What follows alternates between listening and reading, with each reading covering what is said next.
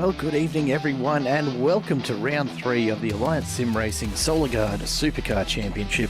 Tonight we come from you from the gorgeous Circuit de Barcelona-Catalunya, where the drivers are finally starting to get a bit of a feel as we enter this third round as to just where they sit in this championship. Some of them carrying a fair bit of confidence and consistency from the opening rounds. A few others under a bit of pressure to respond really before the gap starts to open. And given that we're, already to round 3, those gaps can really start to get away from you if you are not quick about chasing them down. Welcome to Simple Racing Broadcast. My name is Jared Cole. In the booth with me tonight, Isaac Fogarty. And Isaac, tell you what, it was great to get out and film some of this B-roll a few days ago for Barcelona, but the weather has really turned on us this evening. Yeah, good evening, Jared. Good evening, everybody at home. The weather is it's gonna create a few headaches tonight. That is for sure. It is gonna spice up the racing, and I'm for one am very much looking forward to the conditions that lay ahead. That will definitely challenge our drivers this evening. So looking forward to seeing who comes out on top. Absolutely, and we'll take a look at the championship standings in just a moment. I do really want to make sure that Mr. Harris, Josh Harris himself, gets his 5 minutes of fame, as he so desperately wants every time around, let's be honest.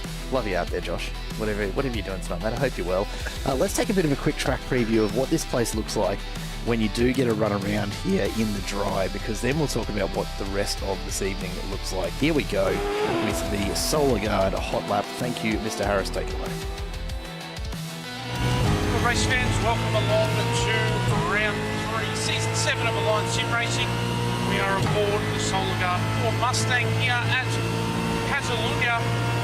Really nice long front straight, plenty of top speed as we're braking hard into turn 1, really just making sure that we get to that clipping point at the apex. Through turns 2 and 3, lots of long radius corners here at Catalunya. Really need to be careful of the rear tyres as we make our way through each of these corners. Back hard on the brakes, third gear. Very awkward shaped hairpin this one. It's an opening radius corner, so you really want to get on the throttle the whole way through and you're just managing that wheel spin. Now we're down to second gear, left hand, another tight corner. Hard on the gas and into a really interesting corner down here. You need to be later at the apex than you might otherwise imagine to make sure that you get the run up through the next right-hander. Just missing those sausage curves on the right-hand side. And then a really fast right-hander over the top of the hill here, getting the curve on the inside and sliding the car all the way to the outside clipping point there. Looking for the 150 metre board, 230 k's an hour, hard on the brakes down to one of the slowest corners on the whole track. Really tight left-hander here, making sure that we modulate our throttle. A quick left-right flip-flop through here, and we're starting to turn our mind to the very final chicane section. It's really difficult. We need to absolutely monster this curve on the right-hand side there, not unsettle the car as we come down to the final little chicane. Second last corner here, once again trying to get back on the throttle for that really long front straight, making sure that we don't slide too far out to the left there and get any of the sand. And now we've got time to think as we head down this long front straight. That's a lap of Catalunya. Takes nearly 2 minutes, but you never seem to get a chance to rest. Have a wonderful night tonight. We're excited to see how all of the competitors here at Alliance Sim Racing go. I'm sure that it will be an absolutely fantastic night of racing, and I will see you again next week for another hot lap around one of our famous iRacing circuits.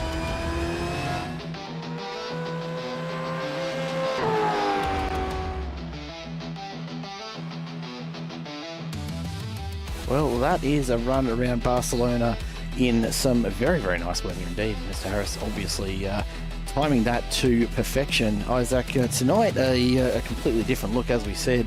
A bit of rain before qualifying has left the track fairly damp. We're expecting to see drivers taking a bit of a risk on wet first dries for the start of race 1 in just a couple of minutes' time. And we are expecting showers again between the 2 races this evening. I think we just can't hear Jared at the moment, but hope everyone enjoyed that. Well, there we go. Got it. I've just muted myself in the wrong place. I've left Isaac in the dark there while I'm chatting away to everybody. Mate, it's going to be an interesting race for sure in terms of the weather. Let's take a quick look at the points as they stand coming into this. Of course, only 2 rounds down, but Wayne Walker continuing his defence of his number 1 on the side of that car. 555 points in the first 2 rounds. Mark Poynton back in second on 500. And then Blake Warboys in third, 489, just a little further behind. Then a bit of a gap before we get into some fairly tight battles with Vanderkram, Bence, Dyke in amongst it. Simon Haynes not too far off the back as well. Troy Stonestreet and Ryan Palmer within the top 10. And Jace Douglas finds himself in a bit of a no man's land between 9th and 11th. There's not really anyone quite as close there as is happening either side of him. So he can breathe maybe a little bit easier, but certainly not completely easily at this stage, I would imagine. No, well, again, I think tonight we're going to see the pressure put on multiple drivers as the challenging conditions start to sort of take effect. But I think there's really no one is able to breathe a sigh of relief at this stage.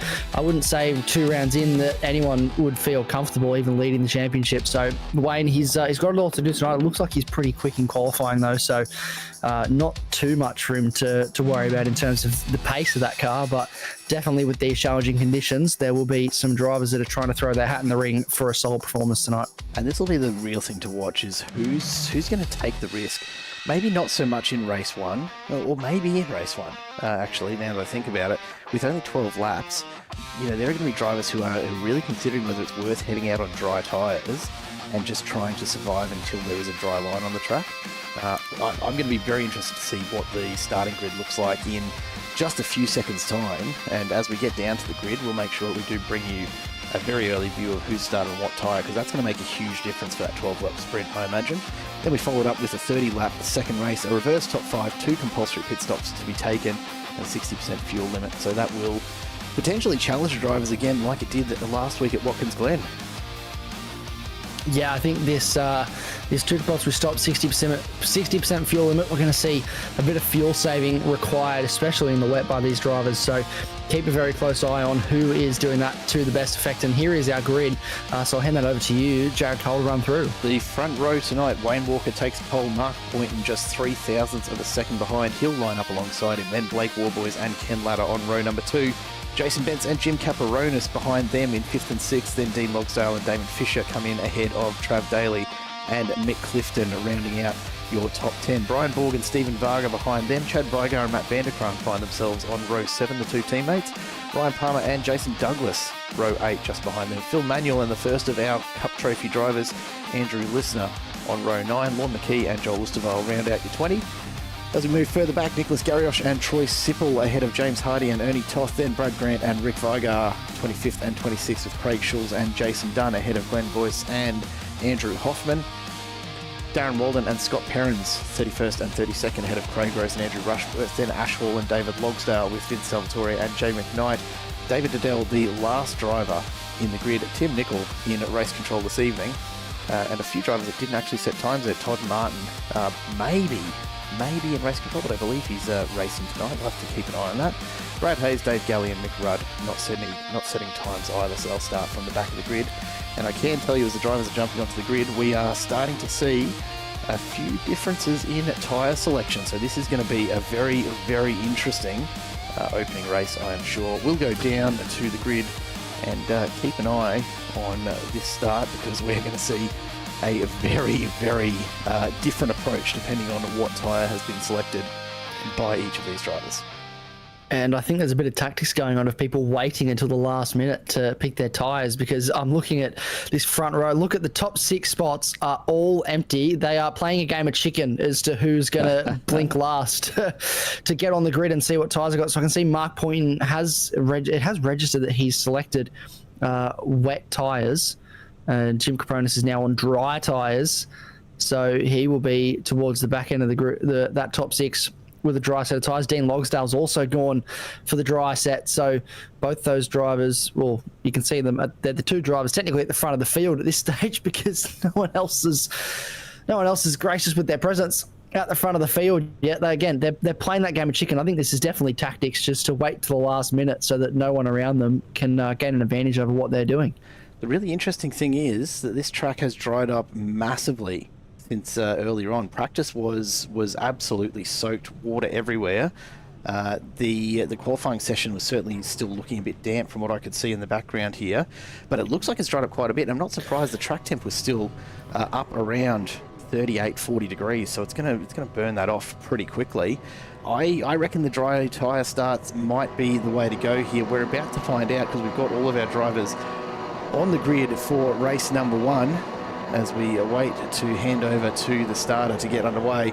And I'm not sure what's happened, but we've skipped the lights altogether, but we are underway. Green flag racing begins here at Catalunya, and already drivers off into the wall. That's a big hit there to get us underway. Not at all, I'm sure, what David Diddell would have wanted down the back there, but Warboys leads us into turn 1, and you can see there's a little bit of spray going on, but the track it's borderline. That amount of spray is exactly what you look for when you are trying to decide when it's time to come in to change over to those wet tyres. So these guys will be happy to see that. It means that dry conditions are really probably not going to be all that far away. No, well, the dry tyres are the effective tyres at the moment. We're seeing as there's an off-track for Phil Manuel, and he's losing a bunch of spots. The wet tyres are struggling at the moment. They're not going the way that I think Wayne Walker or even Mark Poynton would have wanted for the start of this race, to give them a little bit of an advantage to help with that pit stop buffer that they're going to have to come in to change the tyre, obviously, because I don't think they're going to be on this wet tyre for very much longer. So not what they would have wanted. We see a little bit of a lock up there, sideways from someone in the... Oosterwald and Van der Kraan getting caught up there. Getting caught up, and again, that's are they on the same tyre or a different tyre? Because that'll be a telling story. Van der Kraan is on Oosterwald's on wets. Van der Kraan they're both on wets as well. As we see in the background, quite a bit of contact there. Dean Logsdale's been caught up in that. Damon Fisher's crashed out as well. That corner, Garrioch, Sippel and Manuel all getting caught up in that pretty heavily at the moment. It looks as though we're continuing on though. And we see that Walker and Poynton out in front. Look, interestingly enough, Walker and Poynton both on the wet tyre.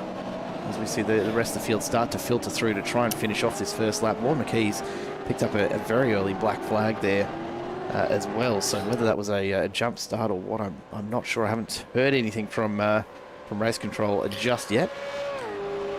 I definitely think the early stages of this track are favouring the dry tyre. Towards the mid-sector, we're seeing the wet tyre really come back into its own a little bit. So it's a bit of ebb and flow at the moment with the standing water that's on the circuit, and these guys running around now. As we see Jason Douglas go to 3 wide up the inside into turn 1, late on the brakes.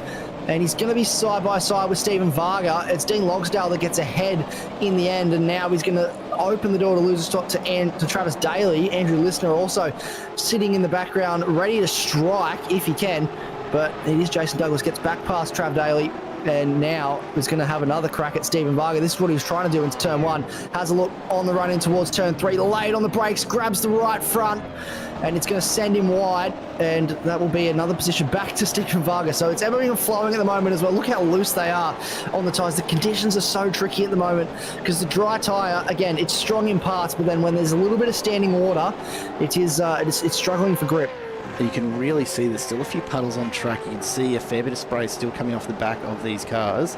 And look at the inside of that apex as well. There's just a nice little puddle there just to really mess with these drivers a little more. It is very, very tricky conditions. They have to be absolutely on the ball and trying to keep an eye on exactly which corner it is that's got the water on the apex is something they're going to have to keep in mind the whole way around this track. Rick Vigard trying to chase down Andrew Rushworth right now. A bit further up ahead, Ryan Palmer finds himself side by side with Brian Borg. He's on the outside for that turn, comes back on the inside, and he just might hold on to this. Borg's quicker around the outside. Borg pushing through. Palmer does have the inside line, but he's also got that water to deal with. They're both on dry tyres, so both fighting the same battle here with grip.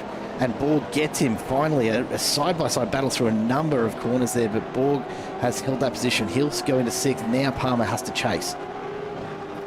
Yeah, Palmer is going to work up for. He's up 8 spots so far in this race, which I think is capitalising on a few issues that the drivers have had early on, but he's moving up places. Brian Borg's also up 5 spots, so these guys moving forward in the field. They won't want to hamper each other too much. This is Mark Poynton going up the inside of Ken Ladder. It's Jason Bentz. Under brakes. On Jason point, Bentz, actually. sorry. Jason Pence on point. I was looking at who we had selected, and I got that very wrong. Apologies to Jason Benz. A lovely overtake up the inside and moves up another spot onto the podium now. So the dry tyre, which is what Jason Benz is on, is starting to come alive. Wayne Walker is losing time, quite a lot of time, I would say, to Blake Warboys, and I think it will be no time at all until Jason Benz is right on the back of. Yeah, and look, this was the real challenge, real risk here. For these drivers was taking the gamble on the dry versus wet tyre. There's certainly still enough water on the track that I think it was worth the shot, but 12 laps is a long time. It's still relatively hot out there. There's still plenty of water though. You look at the amount of spray coming up, there's still plenty of water in the track surface.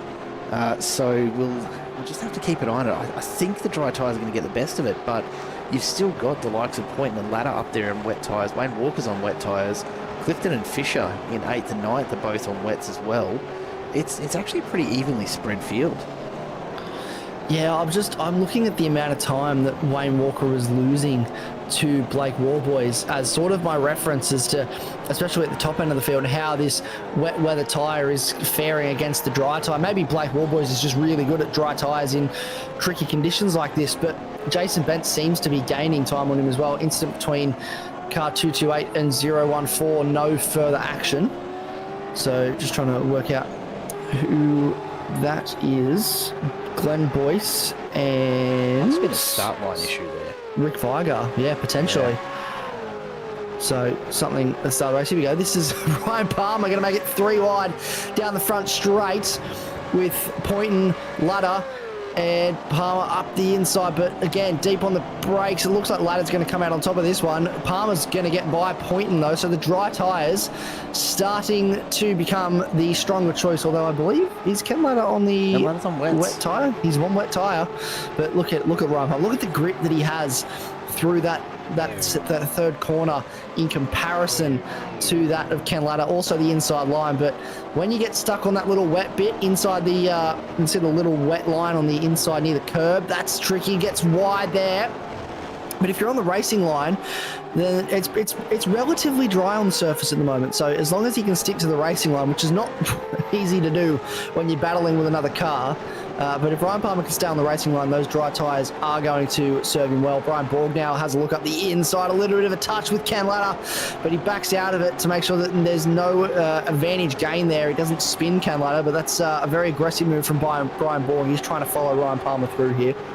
Yeah, he's pushing on to try and catch up. Of course, Borg on those dry tyres as well. Ladder on the wets, certainly finding his pace dropping off as the track does start to dry up. We're a third of the way through this race, and he'll just be hoping, praying for the end, and managing to hold on. A little bit of a nudge there into the rear quarter, just returning the favour. Pandafish, g'day in the chat. Yeah, help me learn how to pronounce Garrioche. Is it not Garrioche? Is it something else altogether? Mate, I will take any assistance that I can find. Honestly, the two Quantum cars side by side, James Hardy, Troy Sipple, as they make their run out of turn. There's a big moment there. James Hardy overcooks it. The water probably just catching him out a little bit, slides it off the track, and that's going to take him back a few spots as more of the drivers catch up and struggles to regain traction, puts it gently into the fence. That's just got to be frustrating for him. Super frustrating indeed. It's very, very easy to do that. It's a very tricky part of the circuit, especially in these wet conditions. Just want to note that Joel Osterwald did get a drive-through penalty for that contact with Matt Vanderkraan that we saw earlier on at the start of the race. So the stewards have awarded him a drive-through penalty, and he'll have to serve that coming very soon. Around the outside, Stephen Varga under brakes on Mick Clifton. Made that look nice and easy, didn't he, in towards turn 1, and now Mick Clifton's under pressure from Jason Douglas and the JMR Camaro. Looks to the outside as Jason Douglas, and just with the better grip, I think, at this stage with the drying track, he's made that look really easy. It looks like Mick Clifton maybe on the wet tyres. Absolutely is. Clifton is on the wets. Everyone around him on the dry tyres. The top of this table looks distinctly dry tyre heavy at the moment. Does. It will be interesting to see whether we have the same conditions for race 2. We know there's more rain coming in between the two races. The question is how much is going to fall here in Barcelona, and are we going to see a similar gamble paying off next time a little more than it obviously is going to here as Clifton gives up another spot. G'day Sebastian, welcome to the chat. Good to have you along. And I tell you what, it has been a fairly eventful start. We've kind of stayed with the live action rather than going back to look at too much, because this sort of stuff keeps on happening. That is Ryan Palmer going past Wayne Walker. Wayne Walker on the wet tyre, the championship leader, one of the fastest drivers on this track. Not to take anything away from Palmer, but that tells you just how strong that dry tyre is starting to become.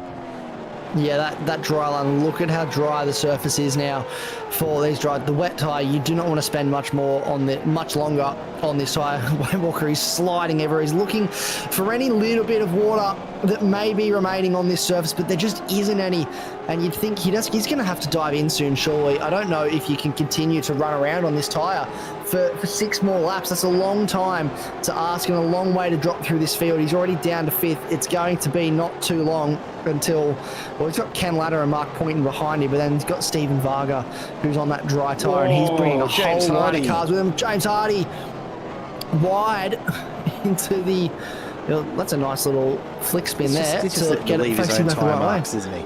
That's what he's after. He's just leaving his mark on Barcelona. He certainly is. He's having a little bit of a tough race in this middle sector. He's went off a little while ago, and he's gone off again here. I'm just trying to look what tyre he is on, but I can't seem to see his name on my list. So, oh, there he is, right down the bottom. He's on the dry tyre, so I would have thought he'd probably be doing quite all right with grip at the moment, but it seems that he's struggling a little bit out there at the moment. Maybe something in the setup. There's still enough water out there to be challenging, right? This is the real problem. If you take a look, I don't know. Drive-through penalty for Sips, incident between Sips and car 82, which is hiding in my list here somewhere. Phil Manuel. Yeah. So that's going to be a drive-through for Sips. That'll drop him back down through the order a little bit further. Ken Ladder doing everything he can right now. Mark Poynton on the wet's just ahead of him as well, but here comes Jason Douglas, the JMR car on dries. Heaps more grip. However, you look at that spray coming off the tyre. There's still water on this track. I don't think these wet tyres are quite as done as it might seem at first glance. There's still sections of this where they are picking up a bit of extra grip over those slips. I just don't think it's enough. You look at how much Stephen Varga is closing in on Wayne Walker. He is at a rapid rate of knots. They've made easy work of Ken Ladder and Mark Poynton. They're finding their way through now this little dry tyre pack, and I just think it's not enough. There is a little bit of an advantage out there in some sections for the wet tyre, but look how dry majority of that surface is, especially down this front straight. They're getting a little bit of spray if they venture off the racing line, but I just do not think it's enough for there to be any major advantage in that wet tyre, as we're seeing now, to the detriment of a lot of these drivers. They're hunting for the water. They're going wide to try and find a little bit of water just to get some temperature, or get the temperature down in those tyres, I guess, to cool the tyres down. They'll be so overheated just sticking on the dry racing line. And this is a nice little battle at the moment. Gariosh, Fisher, Listener, and they are looking at the back end of the top 15 here. Gariosh trying to find his way past Damon Fisher. I think we've got an update on the lesson on how to pronounce that in the chat, but that's up the inside from Dean Logsdale on Ken Ladder. So another dry tyre. Again, it's just starting to show that for the majority of this lap, the dry tyre is the way to go. I'm not sure that's actually any help to me at all, Panda. Honestly, Girish, Mate, I don't know, but I'll do my best to try and get that right for Nick. We might just start calling him Nick from now on. That might be easy if I can wrap my tongue around it. G'day, Redvi. Nick G. This is iRacing, and this is Gen 3 V8 Supercar action with Alliance Sim Racing. The Gard Supercar Championship hits round 3 as we see a drive-through penalty now for 2 cars in that incident, car 82 and 66. So that is drive-through penalties from one incident. Phil Manuel and Nick Girish. Come on, help me out here. Help me out with this, Panda. But both of those guys picking up drive-throughs for an earlier incident is a bit of an unusual one. You don't usually see 2 drivers penalised. Ernie Toth, the 266 Sim Racing entry, who was also involved in that, is the one who obviously came off worse and is not at fault. He's not picked up anything out of that, as we see Glenn Boyce now are trying to stick with Matt Vanderkraan. Vanderkraan came in and changed over to those dries, and he's now trying desperately to work his way back up through the field. He's in 26th at the moment. He's still down 12 from where he started, though. And the front end of this field really starting to be dry tyre heavy. Take a look at your leaderboard here, folks. It's evident, isn't it? It's evident. You know, Wayne Walker's hanging in there. But some of these other guys up front, we've just seen the fastest lap from Trav Daly, who has come in on lap 5 and changed over those dries, and he's just set a 154.29. It's a good couple of tenths faster than more boys out in front, but he is, of course, down in 23rd after that trip through the pits, so it's not going to quite work out the way that he'd hoped, but at least he can console himself with knowing he was pretty quick out there once he got the right tyre compound. Mark Poynton, we're watching now as he just rotates around behind Chad Vigar at the moment. These guys sitting just off the back of the top 10 and probably the closest group on track. Ken Latter at the head of him. He's really starting to struggle on those wets. Yeah, he is. Again, it's just getting to that point now where the track's just too dry for these wet tyres. We've got 4 laps left when they cross the line, and Ken Latter, he's just in damage limitation mode, really, just trying to go as hard as he can, drive as fast as he can, but everyone around him, Trav Vigar, or Jim Caprona, sorry, goes through, and Chad Vigar's going to have a look just here, and I'd say very shortly, within the next couple of corners, you would imagine, with the grip advantage that he has on these dry tyres. Mark Poynton in behind. Again, there's just not much these wet runners can do. They can, through this section, defend as much as they can, use the the body language of the car to be as aggressive as possible in their defense, but then you get to a straight line, a fast flowing corner like this, and the grip level difference is just absolutely evident at the moment with these 2 sets of tyres, and Chad Vigar is going to essentially walk past, even though he's on the wet part of the racetrack. It is a little bit wet here. He's just going to walk past Ken Latter, make that look. I thought he was going to make that look much easier. Ken Latter tried to put up a bit of a fight, stuck with him for a little while, but he does get through Chad Vigar up into another spot, and now it's Nick Garriosh, or Gearish, that has the next car with dry tyres, but he's got a drive-through. Yeah, so he's going to have to go and serve that. That's going to cost him some time, and unfortunately going to drop a fair way back as we see another drive-through penalty, this time for car 016, which is Chad Vigar on your screen right now. So he'll be coming in to serve a drive-through at some point before the end of this race, which is a real shame for him. Damon Fisher and Andrew Hoffman, meanwhile, battling it out just a little further back, and it's really started to become a very dry, dominant field. The wet tyres that are still out on track are really dropping off towards the back. Ash Hall goes past Andrew Rushworth, and he's side-by-side, but you see Ash Hall on the wet tyre just cannot get it pulled up. It's one of the things that is going to be very, very interesting for race 2, though. I don't know if you picked it up just towards the end of the lap. We might go to Ryan Palmer in third. Watch really carefully on the exit of this final turn. Out on the left-hand side, there's a couple of puddles that are really, really evident right about there. You can see in the background, there's 2 or 3 puddles on that exit curb that if we get some good rain in between these 2 races here tonight, they're going to really cause some havoc, I think, for people who do take the dry tyre, because they're going to be pushing so hard, trusting this dry tyre, seeing the results from race 1. I think we're going to see some real chaos come out of that final turn in race 2 if these drivers aren't careful.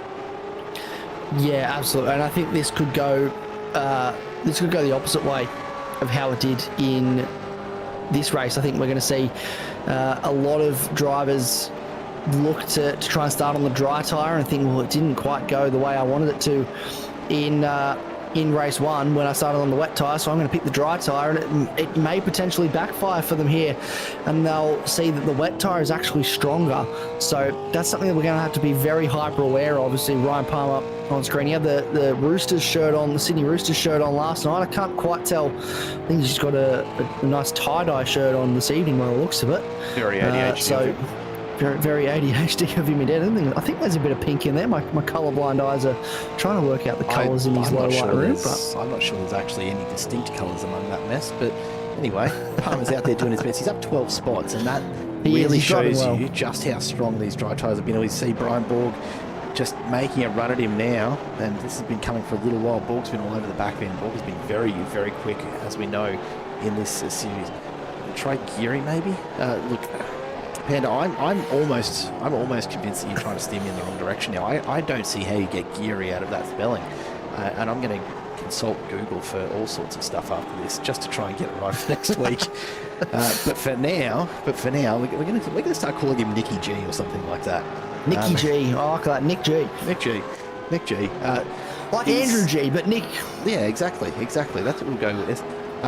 This is going to be really interesting. We're down to almost the final lap. We've got 3 drivers out on track yet to serve their drive-throughs. Nick G, Andrew Rushworth, and Craig Rose. You can see them on your tower there with their black flags. That's correct. I don't know what I got right there. But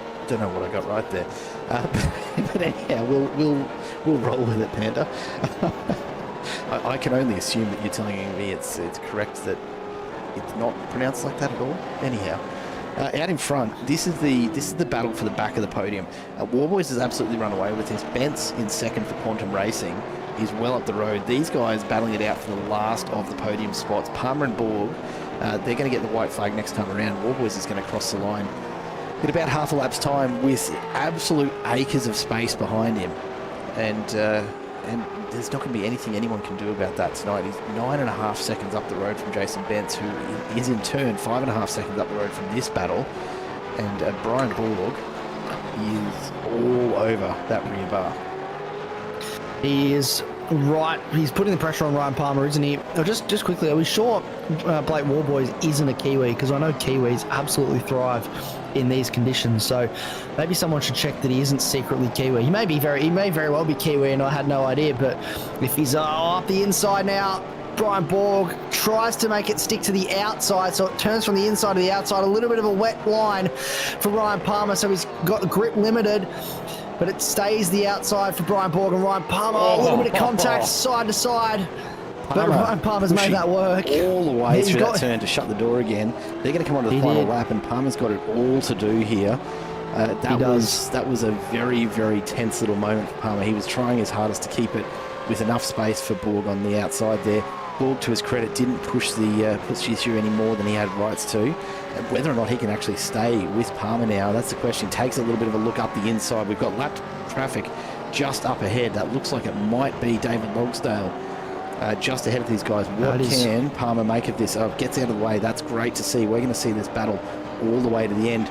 We'll give Warboys his little bit of time in the sun here. He is way out in front and making this look so very easy. So it's a cruise for him around to take the checkered flag in just a moment. Jason Bentz from Quantum Racing has driven brilliantly. He's up 3 spots, and those dry tyres absolutely doing their part for him. But this is where it's at right now, ladies and gentlemen. Ryan Palmer, Brian Borg, who will take the 3rd podium spot here? They've been locked in this battle for a good couple of laps here. Palmer needs to drive an almost immaculate final half of this lap if he wants to hang on to it big, because Borg is coming for him. Yeah, he's putting the pressure on, isn't he? He's right under his rear wing. This is where he's super strong through this section of circuit specifically. This right-hander, actually, as he's coming through it, so much quicker than Ryan Palmer. Look how much he gains through the mid-corner there. A little bit loose on exit, which is going to unsettle that car. Not what he wants, Borg. On the run down to this very heavy braking zone, looks up the inside, he's alongside. Ryan Palmer gives him the room, pushes him nice and wide off the circuit. Brian Borg says thank you very much, sends him all the way out wide, takes the position, commands that position, and he's up into the podium places. That was a really, really dedicated move. As we see, Warboys comes across the line, takes the win. It's going to be a little while before we do see second place coming through with Jason Bentz. These guys have battled out to the line, but that'll be it. Jason Bentz crosses the line and takes second place. And here they come out of the final corner. Brian Borg, Ryan Palmer are going to have one last gasp of it, but what a drive from both of those guys. Palmer takes 4th. Borg holds on to 3rd after a really, really committed final overtake. We do still have some battles going on, though. Have a look at this group. Still taking it all the way to the line. We've got a little way yet to go, and this is a fair way back in the pack. But up towards the front of it, we've got Andrew Lister, Andrew Hoffman's 2 Chubby Buns entries here. Southern Cross Racing at the head of this group. Mick Clifton, a good 5 seconds up the road, so he won't be far off crossing the line. But these guys doing everything they can to hold on to a couple of spots for this team. In the background, Matt Vanderkraan has been pushing so hard. He's down to only 3 spots from where he started. Jason Dunn, the other Southern Cross entry behind them, is up by, geez, what is it now? 11 spots as Hoffman comes into the pits to try and serve that drive-through. Now, I don't know if that's going to be... Is he allowed to do that? I don't think that's going to happen after the line. I think he's going to cop himself a 40-second penalty. The other ones to watch here, Sips and Hardy, both coming through. They're going to come through with the black flag. That's going to cost them 40 seconds apiece. As Sips coming in, so does James Hardy. That is not at all... I would be amazed if that's going to actually count as their drive-through.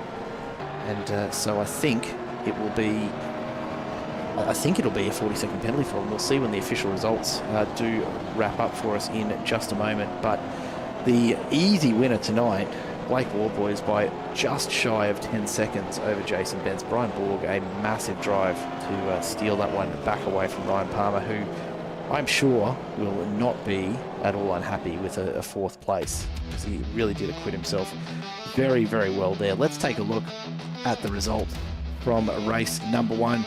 Warboys takes the win. Then Jason Bentz and Brian Borg, the rest of the podium.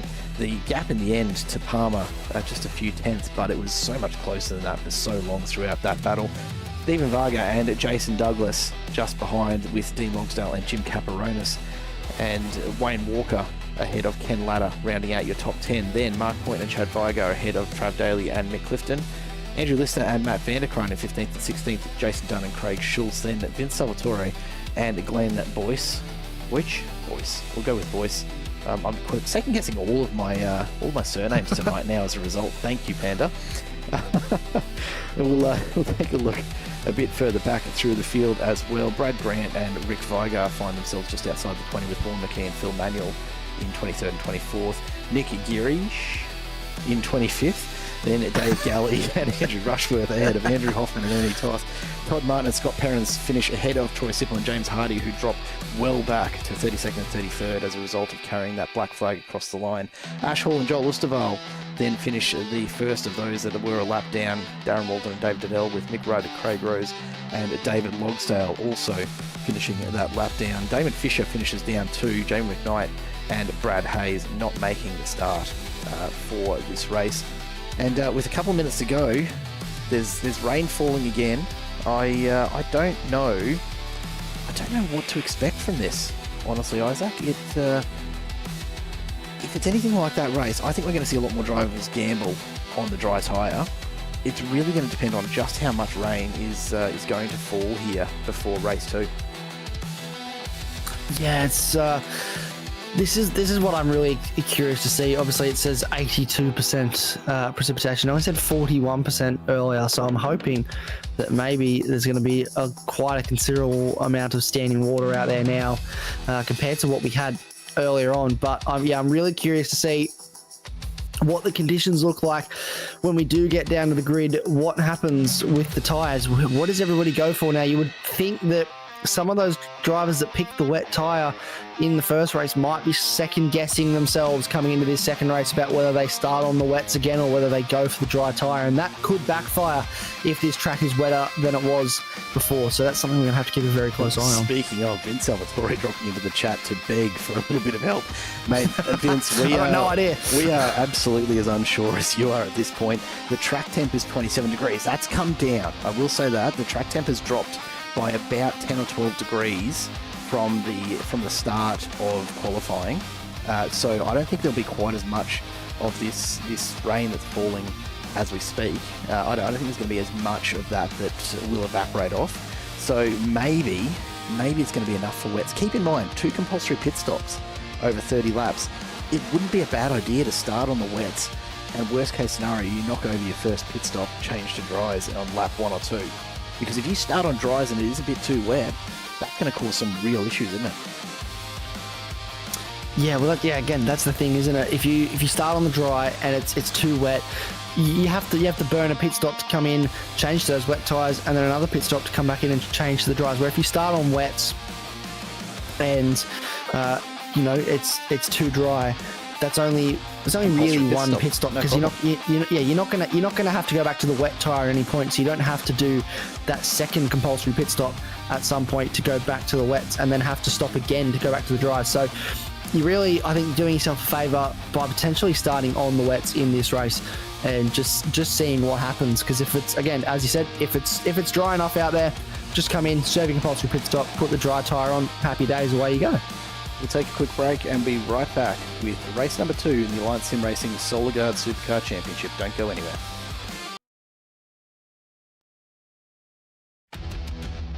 Welcome back, race fans, as we get ready to go racing for race number 2 here. 30 laps, 2 compulsory pit stops, a reverse top 5, and this is how the grid lines up. Stephen Varga and Ryan Palmer take the front row with Brian Borg and Jason Bentz behind them.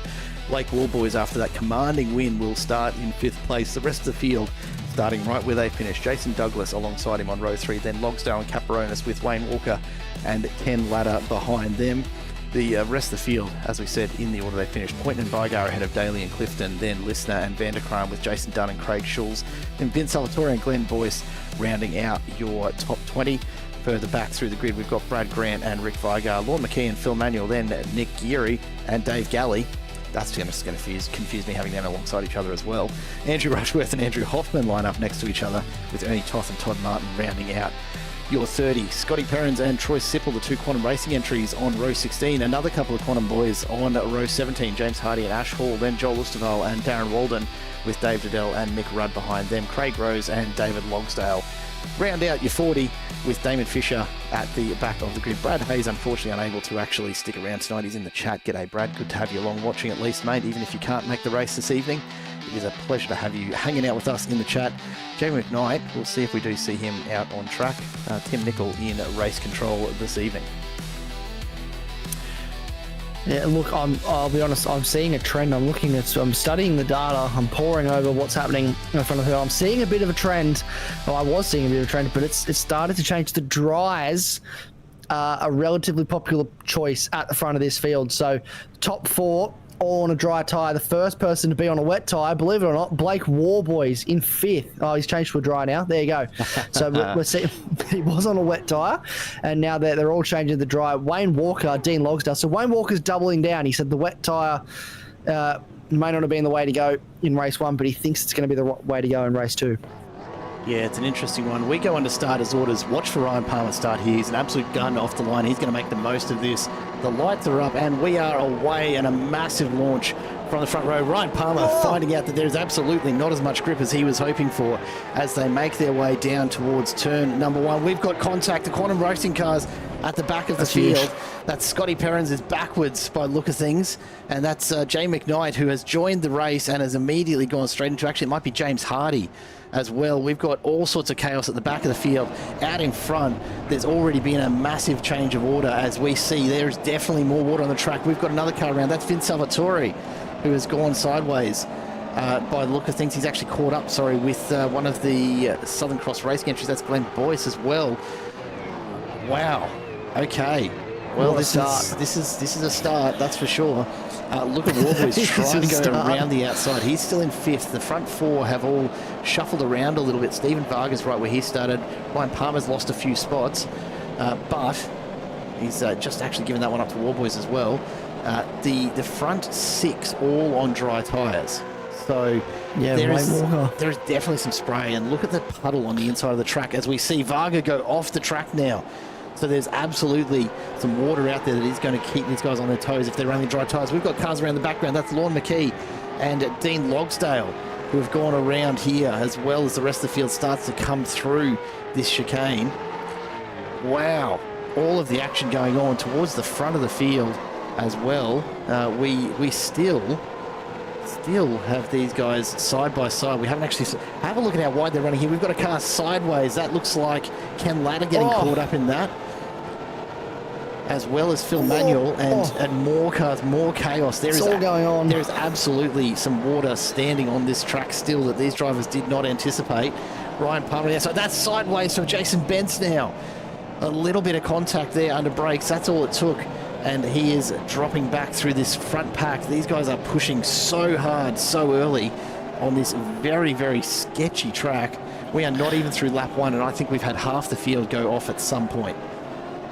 This is chaotic. That is how we can describe lap 1 here. Wayne Walker, he's gone from 7th. He has carved his way through the field in this second sector. He has made absolute inroads at the back end of this lap with the amount of grip that he has on those wet tyres. Definitely a really good call at the early stage of this race for Wayne Walker. He's absolutely nailed it with staying on those wet tyres, doubled down. We were unsure if it was going to make a difference, but there is so much more standing water out there. As you said, Jared Cole, it is so much more wet at the start of this race than it was at the start of the last one, and that is evident by just how many drivers have been struggling here with these conditions.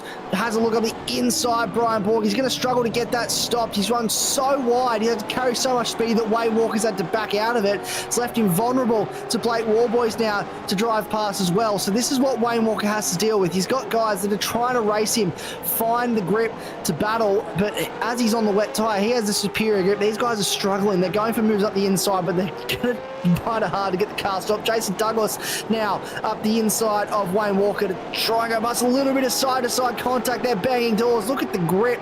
Just the advantage that Wayne Walker has getting the power down with these wet conditions, but it seems that it's getting to a point now where maybe it's a little bit even.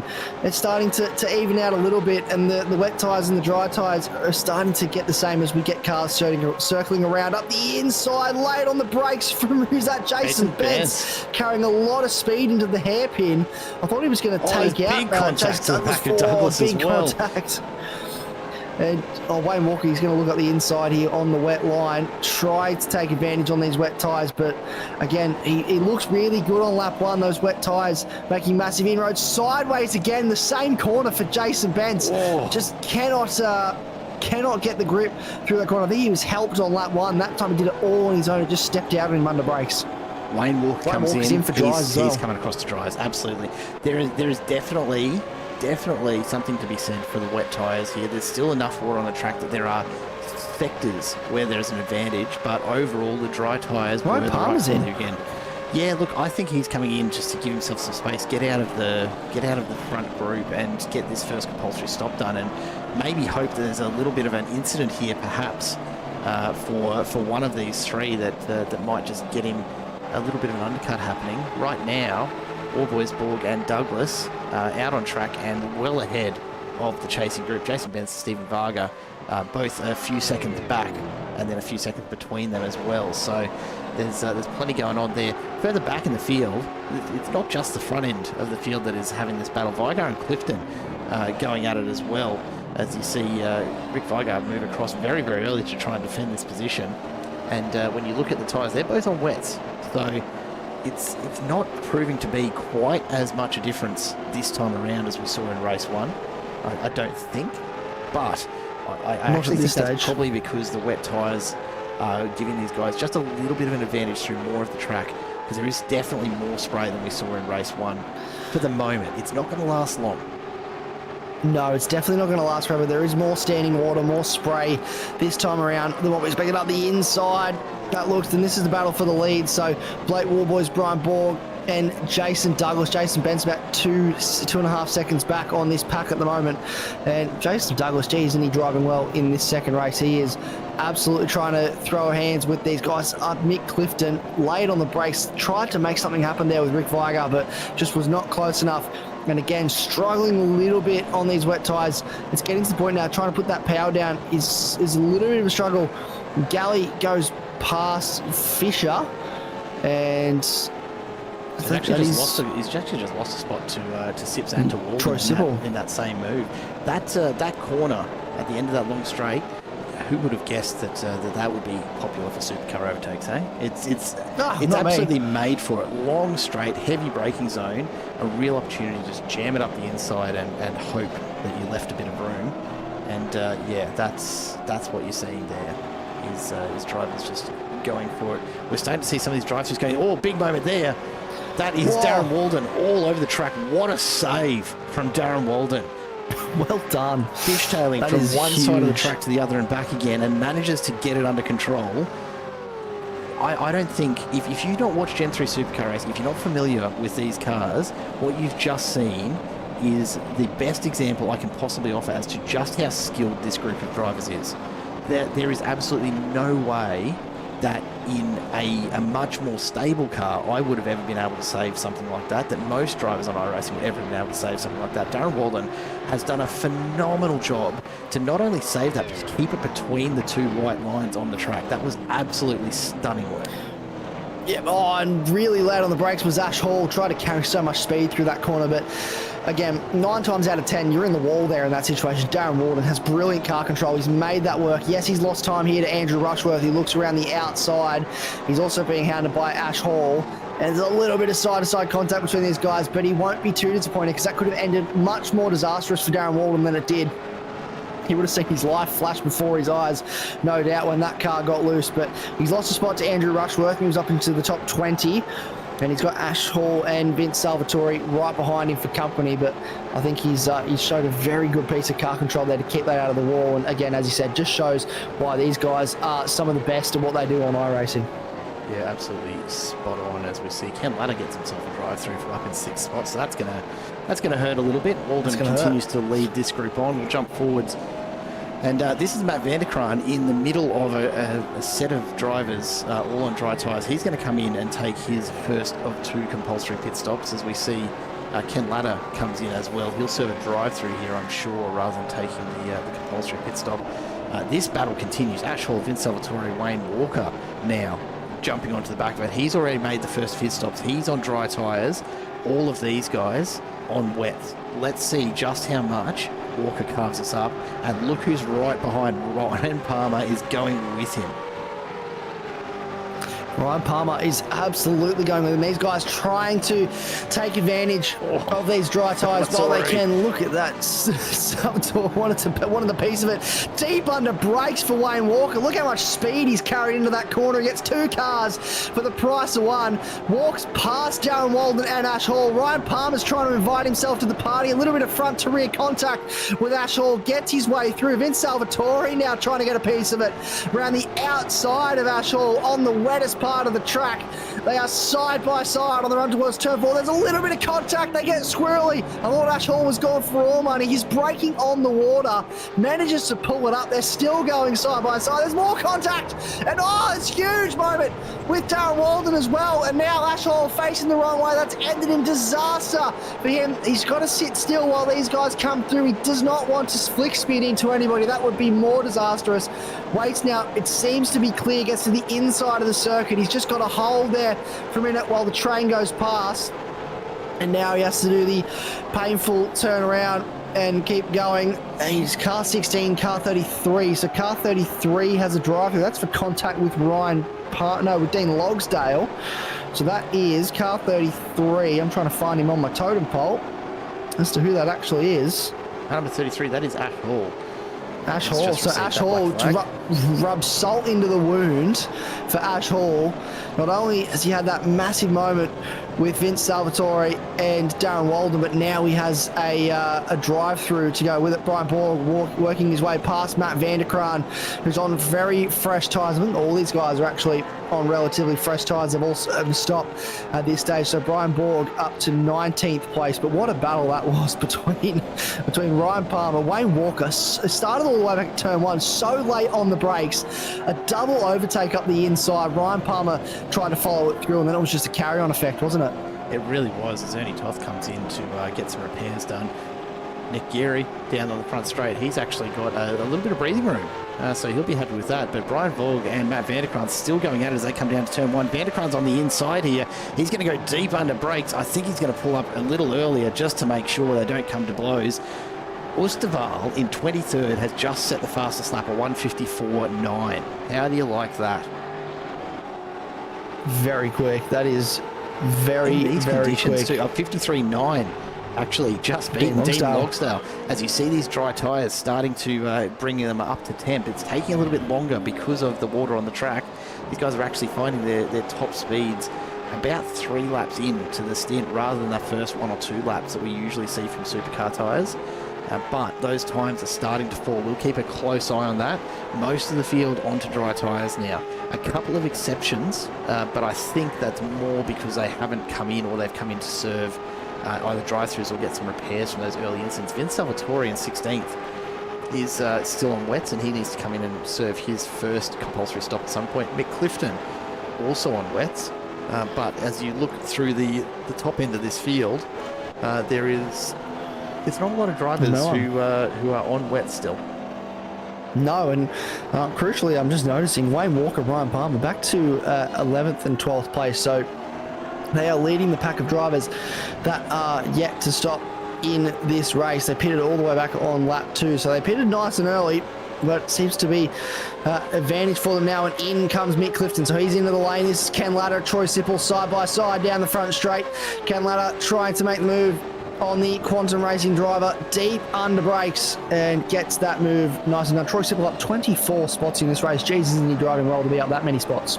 He absolutely is. Dean Logsdale had the fastest lap of 53.9. Wayne Walker has just gone 53.12. That is fast. Yep, the dry tyres, there is absolutely a line out there for them, and Wayne Walker is bang. He's found it. He's absolutely that car is on found it. rails.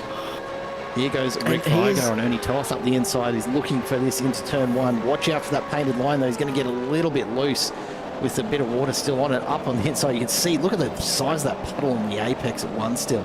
These guys have really got to be on their toes on the way through there. You can see James Hardy trying desperately to make a move and follow through on Toth. He's not going to get there this time around. Ernie Toth breathes a sigh of relief and gets his head down to chase after Vigar once again. James Hardy, though, the shots have been fired. They're all on dries. Ernie Toth yet to come in for his first compulsory stop. Yeah, he's and look, James Hardy, he just got caught out on the water there, didn't he? And that really just unsettled the car. He had to back out of it to make sure he didn't lose control. Around the outside now, late under brakes for James Hardy, tries to make something stick, but Ernie Toth with that inside line, just a better drive off the corner, holds on. Blake Warboys into the pit lane. Jason Douglas also into the lane. Looks like Jim Capronis may follow them in here potentially. Just keeping a very close eye on that, but 2 stops and no. Jim Capronis does stay out. Stephen Varga into the lane though, so we're starting to see the front end come in for their first round of stops, and I think that's evident by the fact that Blake Warboys and Wayne Walker was an entire second faster on the previous lap, so he was gaining so much time on those guys. Oh, loose there. Who's that lost those spots there? I'm just trying to see who that was that got really loose and sideways. Was that a lapped car maybe? I think it might have been, was it Craig Schultz perhaps? Potentially. Or one of the crew. Maybe. No, it wasn't Brad Grant. Not quite sure who it was flying off the side, but yeah, not ideal to say the least. No, I just saw them get really loose. I thought that was going to end a lot worse than it did, so really good presence of mind from everyone to avoid that. This is on our screen at the moment, Dave Galley, and he's got Dave Riddell behind him, and then Lorne McKee in front of him. So these guys, they've all stopped, and I'm looking as to see where Wayne Walker has come out, or where Blake Warboys has come out in relation to Wayne Walker. They're really close to each other. Wayne Walker's 3/10 behind Blake Warboys, so that early stop is paying dividends at this stage. Up the inside, Dean Logsdale makes it stick on Mark Poynton. He's up another spot in this race. So brilliant driving so far from Dean Logsdale to try and carve his way back through this field. He's down 12 spots so far, and that just goes to show how difficult that opening lap was for a number of drivers. I'm wondering if maybe was that Vince Salvatore that had that incident earlier, as he picked up another incident elsewhere. So we go to the replay. I think he's done this all on his own by the look of things. Is it just getting on the power a little too early through the hairpin? Yep, that'll do it. Yeah. Just trying to get it lit up and couldn't quite get there. Luke Orman confirming it was Brad that found himself off the road. Brad Grant just veering off. Didn't look like he did too much damage, thankfully. So he'll be at least have that up his sleeve. But yeah, it's been an interesting race so far. As we see, Ernie Toth still battling this out now with Mick Clifton looking to go around the outside as they get to this heavy braking zone. Look at that. Toth has missed his braking mark entirely and slams into his teammate. Joel Lusterval gets taken out by the other 266 Sim Racing entry there. Ernie Toth will be straight on the team radio apologising profusely for that one. Just completely missed the brake mark and couldn't get it pulled up. And yeah, that's the result. It's just about an unforgivable sin, that one. Oh, absolutely. I would love to be a fly on the wall in the team trailer after that one, because that is going to be a very heated debrief. But again, it's so easy to do in these just interchangeable conditions. There's still water on the track, and they've got to remember that. Yes, they're on dry tyres, and when they're on that dry line, everything's sunshine and rainbows. It's absolutely perfect. The car has so much grip. It feels like it's on rails. You go slightly off that line in some sections where there's not been a lot of running. You see just there, Troy Sipple just pretty much making my point for me. As soon as you venture off that racing line, there's spray, there's water. On the curbs, there is water, and that's what we saw with Ernie Toth. He gets on the wet part of the track. It's still damp. It's still, there's still standing water sitting around, and it's so much harder to pull that car up, and he's careened into his teammate in Joel Osterval, and Joel Osterval will not be happy at all with his stablemate, so that'll be a very interesting debrief indeed. Here's a replay of just what happened side by side on the run towards the hairpin, and then just gets on the wet part of the track and can't get the car stopped. These cars, no ABS, no traction control, so you're on the brake, you're trying to press the brake and just absolutely nothing happens because you can't push it hard enough because you'll lock up, but it's just not gripping because the track's wet. Yeah, not at all. What would have been planned there, and rightly pointing out in the chat, Brad Hayes just pointing out that Joel Osterval is the team owner of 266 Racing as well. Even worse. Yeah, I tell you what, if this was Formula One, you'd be just about looking for a new team at that point, wouldn't you? Unless your name happens to end in Stroll. I say it'd be like if Scott Pye went out and crashed into Jamie Whincup in the Enduro series, wouldn't it? You don't want to crash into the team boss. That's the last person you want to get on the wrong side of. So can't imagine that Joel Osterwald's going to be too happy with that, and Ernie Toth might have to go into hiding after this race just until there's a bit of calm down. I'm sure they'll have a good chat about it at the end and all will be fine. But yeah, super frustrating for Ernie Toth to have got himself in that situation. This is Jim Capronis on our screen at the moment, leading this race, still yet to stop. He's doing 55 ones at the moment, and he is lapping pretty well. Blake Warboys is now at the fastest lap of the race, a 53.10 compared to a 53.12 from Wayne Walker, and he's starting to get a little bit of a gap going as well. So he's just lost Kane Ladder's just lost a spot to Blake Warboys, so putting a car between himself and so yeah, Ladder still has to stop, so he's yet to have a pit stop in this race. Wayne Walker though is the next car to have stopped, so Blake Warboys just putting a bit of a physical car gap between himself and the next car in the queue. We get back into a bit more dual direction now. Damon Fisher's having a few issues, you can see, with his connection. There's a bit of blinking in and out going on there. For Troy Sipple and Chad Vigard behind, that would be absolutely terrifying. It's bad enough on a dry track, but you see a driver just dropping in and out like that ahead of you here with water to deal with and not being quite sure where that car's going to be when it pops back into existence. I'm not surprised to see Sips just leaving him a little bit of extra room right now in that quantum entry. It's so terrifying when a car's cutting in and out like that. You never know where they're going to be. You go for an overtake and they disappear up the inside. Now Chad Vigard under brakes on Troy Sipple, gets that move done. Very textbook overtake from Chad Vigard. Made that look nice and easy, and it gets by. And again, just when you go for an overtake on a car that's blinking in and out like that, you don't know where they're going to be. You try and take a line to give them room, but if you don't know where that line is for room, as I see a meatball flag for Ken Ladder. So something has happened to Ken Ladder that has caused a meatball flag, potentially an engine issue. Here we go. Let's have a look. What has happened here for Ken Ladder? Has he just got it? Oh, he's got it all sorts of wrong on the pit entry. No. Big hit into the pit wall. And I think that is huge. All that can be said. Oh no, has he broken the drive shaft? Can he get that car moving again?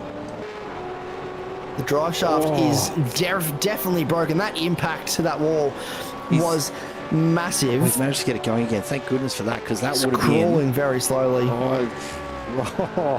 Ladder is going to struggle to get that back into the pits, and I hope that he's managed to do so. He is in the pit now. He's in the pit lane. He's still in the lane. He's trying desperately to get this back to the bay. That is the most awkward spot you can imagine for that to be stuck. Look at that! Look at the angle. Look at the angle that car is on. That entire passenger side, the rear left-hand side of that car has been torn out of it. And there goes the engine. So the engine is done. He's going to stop in the pit lane, and that's just trying to drive that car the back. guts out of it, trying to get it to He has, just to try and get it back. And that, look, I don't think we've touched on that actually too much, as we see this is James Hardy trying to defend from Mick Clifton. But what we haven't touched on is that pit lane.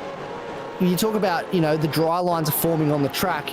That pit lane is going to be the wettest part of the track out of any other part of this circuit, because it's only getting traffic when someone's going late on the brakes there from trying to work out.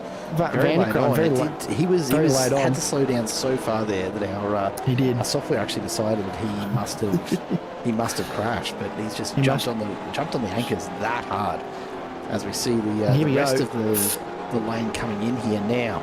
The reason for that, if I'm not mistaken, I think we're about to have a safety car called to try and clear Ken Latta, because Latta is still stuck in lane. Look at this! Oh, there's contact! Oh, huge! And that was the risk. Massive. That was the risk.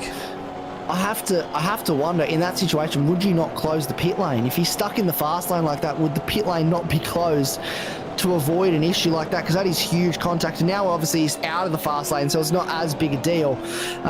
But that is a massive moment, and this pit lane is so wet on entry. Everyone has to be so careful. We saw it brought Ken Latta undone, and that was what I was trying to touch on earlier. Just that is the part of the circuit that gets the least traffic when a track is drying up, and everyone is going to be struggling. Ken Latta still sitting there, so I believe we may be under safety car conditions. That was a huge moment. Who was that went up the back of him there? I'm not actually certain, because the challenge is. As these guys enter pits, our software actually stops picking up any of those incidents, because it just decides that they must be going slow because they're in the pit, so we don't actually need to keep an eye on this anymore. So that is a real challenge. I think, and Luke Allman asking the question, how do you hit a car going that slow? Ken Latta was right in the middle of the lane. And whoever it was that went into the back of him there, and I'm sorry I can't see who that was at the moment, but we can probably figure this out actually. The problem was there was another car directly in front, who wouldn't have seen him until the last moment. Let me see if we can find a good view of this, and we might be waiting a little while, but. Look at the speed they're still at a relatively quick speed in that pit lane. It looks like at least 100 k's an hour, if I'm not mistaken. Here we go. This is a replay of what happened.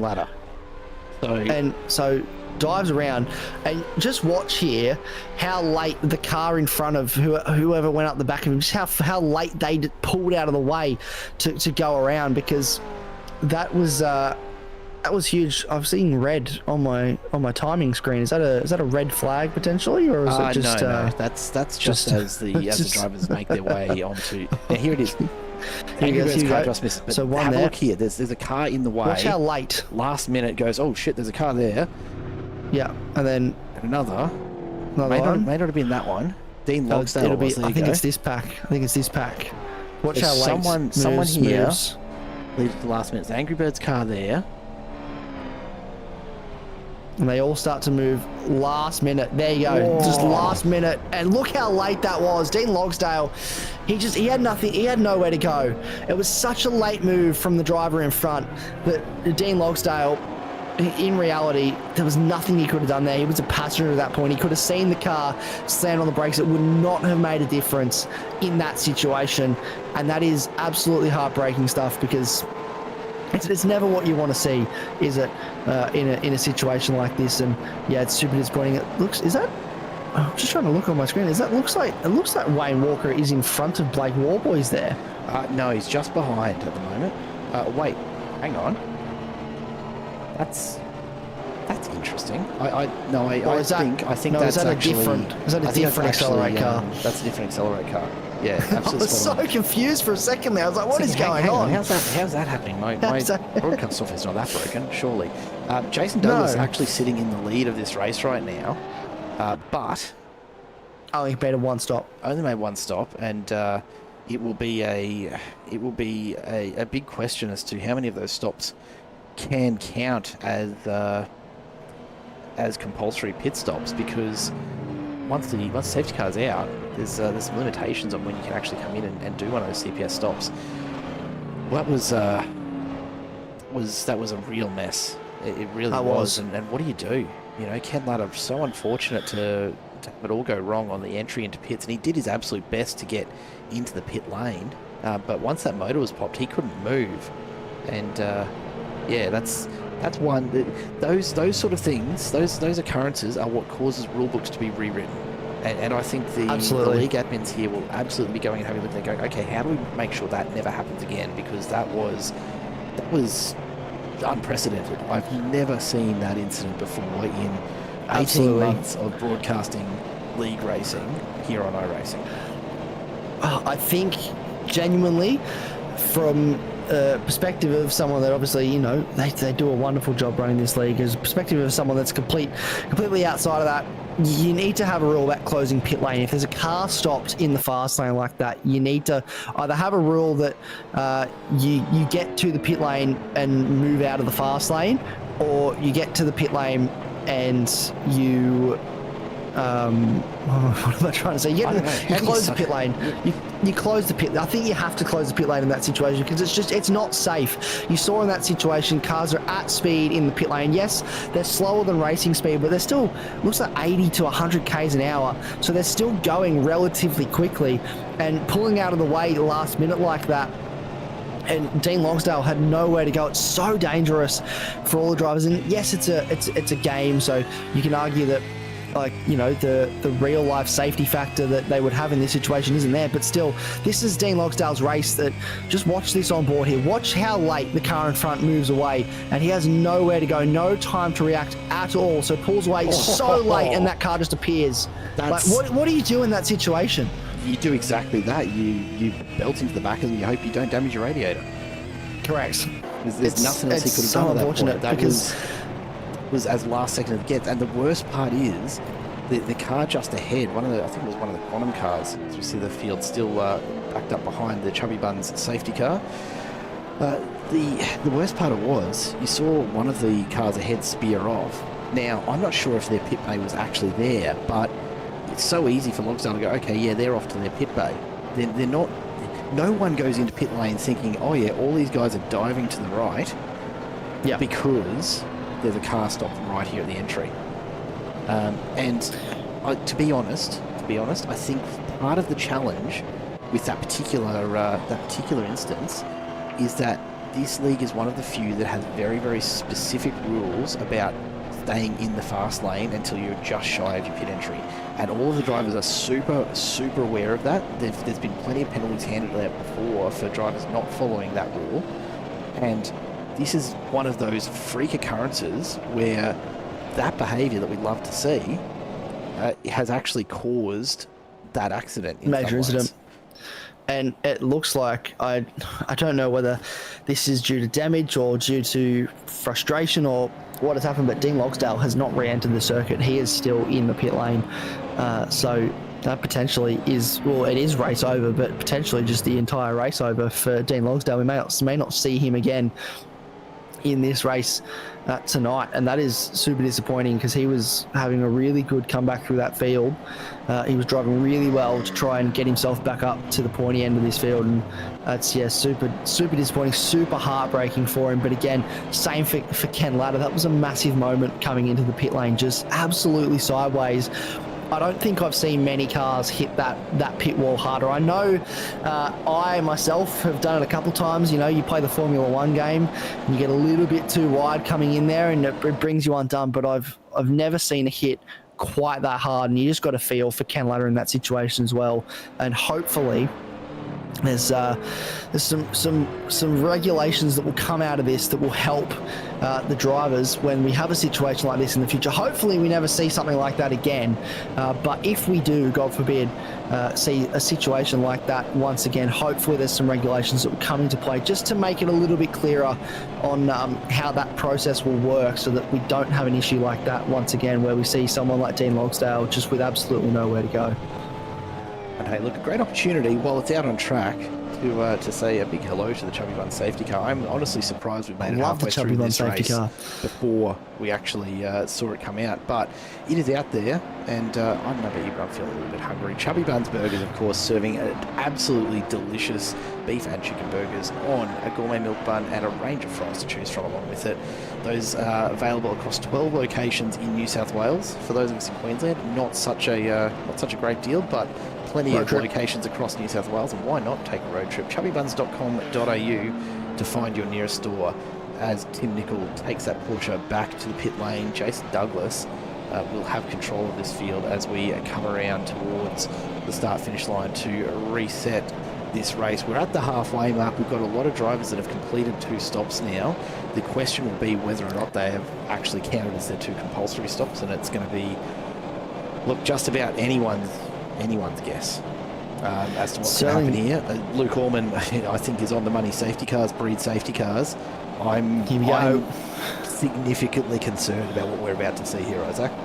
I am on the edge of my seat, and I hope you all are at home as well. Jason Douglas yet to serve his final stop, so he's on older dry tyres. He leads this field away, so they come out of the second last corner through the final corner. Now he's gone. Look how sideways he is through that final corner. Jason Douglas trying to get some temperature in this tyres. We're back to green racing. Blake Warboys with a wonderful restart. He's all over the back of Jason Douglas as they run towards turn 1 for the first time after this restart. Moves to the outside, under braking, heavy under brakes, side by side through turn 1, through into turn 2, gets the inside line. There's a little bit of side to side contact between the two of them. Wayne Walker is going to invite himself to this party now to try and get himself alongside Blake Warboys, take advantage of the fact that he got stuck out on that wide line, and now they are side by side on the run towards turn 4. Heavy braking zone. I think we've got away with everyone now not making contact early on in this race, this restart. So that's a really good, really tidy restart from all of the field. What is happening here? Here we go. It's all on. Jason Benz trying to get involved now as well. Run the outside.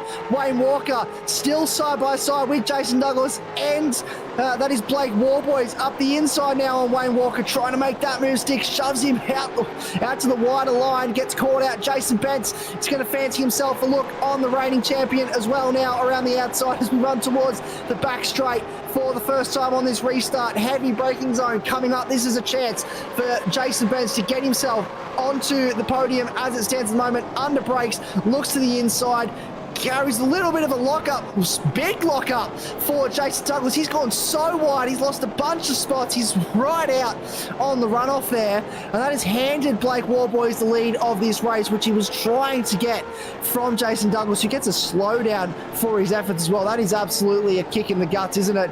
Running super wide. Ryan Palmer in this fight now as well. They're all on top of each other on this restart.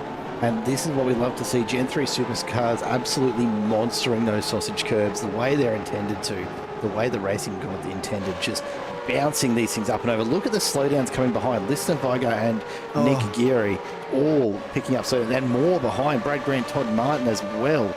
So everyone's just forgotten what is going on perhaps with this track.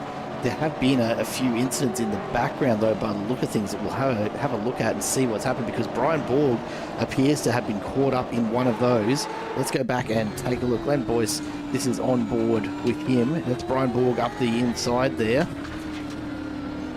There's contact, and sure enough, around they go. Now, this is where all of those slowdowns have come, because look at where he's had to stop. That is horrific in terms of location. Look at them all scatter to try and get around. That is a very awkward position indeed, because that's right on the racing line, right where you want the car to be. Finally gets out of the way.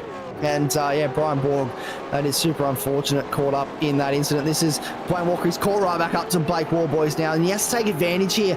Once the tyres come up to temperature for Blake Warboys, he seems to just walk away in these cars. He's got so much pace in this circuit in these conditions, and Wayne Walker, he wants to take advantage early while he can before Blake Warboys gets tyres up temperature. Looks to the outside, heavy under brakes, late on the brakes. We'll have the outside line. Blake Warboys is going to send him all the way way out to the edge of the circuit and holds onto that position. Very good defensive driving from the race leader, and he holds on to that race lead for now. Wayne Walker trying everything he can to get past. Jason Benson, Ryan Palmer in the background going at it as well. They're battling away for that last spot on the podium. And further back through the field, we've got a fair bit of a gap going on at the front here, but plenty of little battle packs not too far down the line. Rick Vigard cops himself a black flag as well. G'day, Monk. Good to have you along with us. Phil Manuel checking into the chat. Yeah, mate, look, not been the best of races. You had a horror start there, obviously, and I think, yeah, I can totally understand why you're checking out the rest of the racing from the sidelines, because it was not a great start for a few drivers to this race. Plenty going on here as we get through. Warboys has crashed. Oh, Blake no. Warboys has had a big moment. Was there any assistance there? I think there must have been, because Wayne Walker is still there, so he's redressed. I reckon there's contact that we've just missed, but that means Jason Benson and Ryan Palmer take the lead of this race. Let's go back and take a look at what happened to Blake Warboys at turn 1 there. Wayne Walker takes a big look up the inside. There's 100% contact here. Gets locked up. Oh, locked up. Yeah, Walker's locked up. Locks the right front. And Points then him back the right way. And then well, up and over the sausage nice. curve goes Warboys. And they get sorted out there. That's very clumsy from Wayne Walker. We don't see that from him too often. Just sort of grabbed the right front on the way in, which I think actually may have been, if you look as they run into turn 1 the next time, there's a little bit of water sitting on the inside of that curb. Oh, there's cars contact in the background. That's Rick Vigard, it looks like, making contact, and that's going to create a chain effect now. So Rick Vigard, Osterwald, Travis Daly, James Hardy, and Troy Sipple all a part of this now. More contact with Osterwald, massive with Daly, gets into the side of Sipple, and that is James Hardy. Sorry, I believe that is. It is James Hardy. Troy Sipple's gone through the other quantum racing cars. So many quantum racing cars out there, isn't there? It's just so much to keep up with. Yeah, there absolutely is, and trying to keep an eye on all of this as we see Damon Fisher still struggling a little bit with disconnections there. So to be in the middle of a pack like this and be blinking in and out, worst nightmare stuff. A little further back, James Hardy and Dave Dodella going at it. There are battles happening absolutely everywhere. Jason Benz and Ryan Palmer out in front, holding 1.7 seconds over Walker and Warboys behind them, and then another couple of seconds back to Vargs and Caperonis. Plenty of battles. We see drivers coming in for drive-throughs there for Vigard and Osterwald as well. Douglas, Lister and Clifton on your screen at the moment. This is the battle for the back end of the top 10, and Jace Douglas finds himself back here after running wide earlier. Sips now in the middle of this again, has Rushworth ahead, Fisher behind, and keep your eye out for his teammate James Hardy a little further back at the rear end of this pack as well. And then we can choose just about anywhere we want to look and find a similar battle going on right throughout this. You know, we go all the way back here to 29th. You've got Toth, McKee, Galley and Perrins all right amongst it, with Joel Osterwald coming out of the pits from that drive-through to jump onto the back. It's it's really starting to light up here as we approach lap 20 out of 30. Yeah, we're really starting to get to the point into this race, and everyone's made stops now. So actually, I think just Jason Douglas again is still yet to stop in this race. So pretty much everyone has come into the lane, made their pit stops, and it's gloves off now, isn't it? Jason Benz, Ryan Palmer, they're going to battle all the way to the end of this race for the lead. I have no doubt Wayne Walker and Blake Warboys will have to do a bit of work if they want to catch back up. But Mick Clifton looks to the outside of Andrew Lister and that Chubby Buns Camaro. Chad Vigar stalking him in behind, trying to find a way to get past if he can follow Mick Clifton through. And just crashed again. Look at that tone. Warboys has crashed again. Is that more contact with Wayne Walker potentially? I will go back and we'll have a look at that. I don't know what's happened, but it's costing some time because here comes that group. We've got a couple of issues going on here, and we'll have to take a look at these. James Hardy and Dave Dodell, I think, have come together. And look, you know, this is again, we've seen this a couple of times. That inside line just does not have as much grip at the moment, so not a lot in that at the moment. Just a little bit of a nudge, and that's copped it. But Blake Warboys, it looks like he's had a moment, almost all on his own by the look of things. Yeah, it just gets gets out into those puddles and that gravel. A great save. Oh, okay, we spoke too soon. Had to get it spun around, and away he goes again. It looked like a nice power slide for a second there. It did, and maybe we just need a slightly different angle to make that look very impressively drifty. And we'll check that out again in just a second, because right now Vigar, Poynton, Geary and Clifton still locked into this battle for ninth. Chad Vigar leading this little group. Oh, big moment in the background there for... he's gone. That was Mick Clifton. Was that Clifton that went?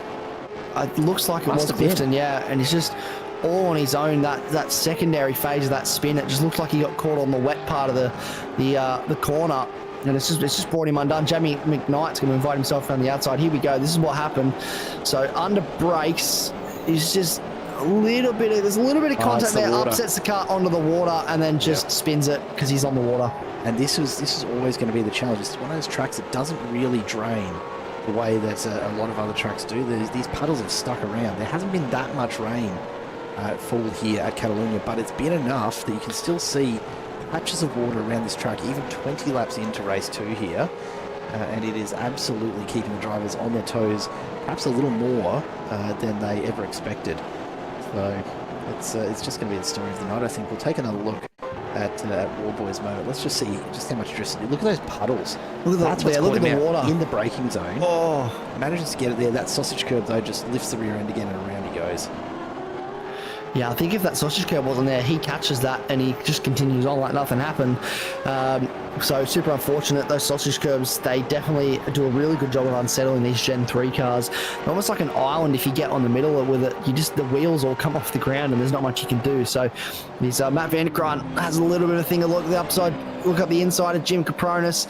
Does get the second phase of the corner right. Can he get the drive off the corner though? No, I think Jim Capronis is actually going to have him here. It'll turn to the inside for this next corner, and he does hold on through turn 5. Matt Vanderkrant's trying to stick around the outside. They're still side by side on the outside, so he's got the grip on the outside of the circuit. Does Matt Vanderkrant, still going to be around the outside. Might have him here under braking, and he does. Just a little bit later on the brakes, and Jim Capronis lets him through. Matt Vanderkrant, a lovely overtake. Yeah, very nicely executed. Darren Walden now with 2 of the 266 sim racing cars on his tail. Ernie Toth and Dave Galley fighting it out here for 24th. Hats off to Darren Walden. At the moment up 12 spots from where he started. Now guaranteed there's a bit of shuffling yet to be done with potential last minute compulsory stops, but it does look like a lot of the field seem to have ticked that off at this stage. I'm not quite sure whether they all will count, but a good number of them should. There's a lot of battling going on, but when we look at some of the movers and shakers in this field so far, Damon Fisher is up 27 positions from the back of the grid up into 14th. With him, Troy Sipple up 19, Andrew Rushworth up 15, James Hardy up 18, Dave Diddell up 21, Jamie McKnight up 24. Some big moves, and this is one of those races where sometimes survival just gets you a lot further than you thought it would. Yeah, this is one of those. Yeah, as you said, these races conditions are so tricky. And for someone like Jason Benz, Ryan Palmer, I don't think at the start of this race they probably would have thought that they'd be battling each other for the lead with the conditions that they had. Ryan Palmer, he did start on the front row, so maybe he would have expected that. But Jason Benz, I'm sure, would have not really known what lies ahead for them in this race. Someone like Stephen Varga as well. He's lost 3 spots, but he's still well inside this top 5. Matt Vanderkrant up 11 spots. Nicholas Geary, I think that's how we say it, is up into the top 10. He's up 15 spots in this race. So there's a lot of drivers that just buy up the inside now. Diddell and Daly battling each other here for this is 16th spot on the road. Daly, I think, has got the move done, but Diddell's going to have the inside running back into turn 5, but around the outside, Travis Daly seems there's more grip around the outside at the moment, and that's just served him well enough to secure that spot. 16th place now on the road. And yeah, I do agree with your point though, Jared, that it's just surviving these conditions, keeping a cool head and keeping it clean has benefited quite a lot of drivers in this field tonight. And as we were talking just now, Wayne Walker has run off track and has dropped another few seconds. So now Benson Palmer have almost 5 seconds back to the reigning champion. They are looking very, very well positioned to take out P1, P2 at the moment. They've got to be watching that and just thinking about getting to the finish in one piece. That's the big fight for them right now. Sure, they might get side by side and battle that out a little while later, but you don't get opportunities like this come along too often. Where Warboys is back in 7th, Wayne Walker is 4.5 seconds back from the front two. We might see a bit of a changing of the guard in a number of spots on the championship ladder as a result of this race. These conditions, we predicted it earlier in the night, at the start of the top of the broadcast, I should say, that these conditions, we could see some new names, some new faces moving around up towards the top of the leaderboard, and that's certainly been the case. I think tonight we've seen some big names come unstuck. This is what happened to Wayne Walker. The replay, again, caught out by the water, hits the puddle.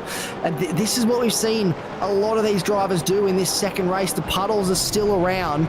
They're getting to the pointy end of the race. They're trying to push like it's completely dry conditions. And while the racing line is dry and majority of the track is dry, the curbs are not. There's still water pulled around. As you said, it doesn't have quite the drainage that other tracks do, and it is significantly wet out there in some patches. Especially look at the inside of that curb there. If you get too narrow on your line, you're going to hit the water. It's going to unsettle the car. There's a good couple of corners here that actually have some really, really dangerous corners because of the way those puddles are hanging around. We're 23 laps in. The weather has actually been pretty kind. It's full sun. It's not exactly cold weather, but that water is just staying there. These guys have done a great job of avoiding it throughout the race, but that also means that they're not clearing it. And with everybody on those dry slicks now, a very, very significant portion of the track is dry. But it just takes a moment, doesn't it? It just takes a little lapse in concentration or pushing just a little bit wider than you did the previous lap, and you find one of those puddles under full brakes especially, you are off the track, and we've seen it happen time and time again tonight. James Hardy leads a group now for 15th. He's up 18 spots at the moment. Trav Daly, Dave Diddell, Jamie McKnight, Brian Borg all in this one as well as they come down towards the start-finish line now. Crossing line, so we're starting to get into the closing stages of this race as we see Andrew Lister and Chad Vigar going side by side at the other end of the front straight. It looks as though Lister's going to hold on to that for the moment, but Vigar is on a bit of a charge as well. He's only up 3 spots, but that's not a bad drive at all. Lister's up 7. The real winner in this, I think, at the moment, Matt Vanderkrijn, is up 11 spots to be sitting in 5th.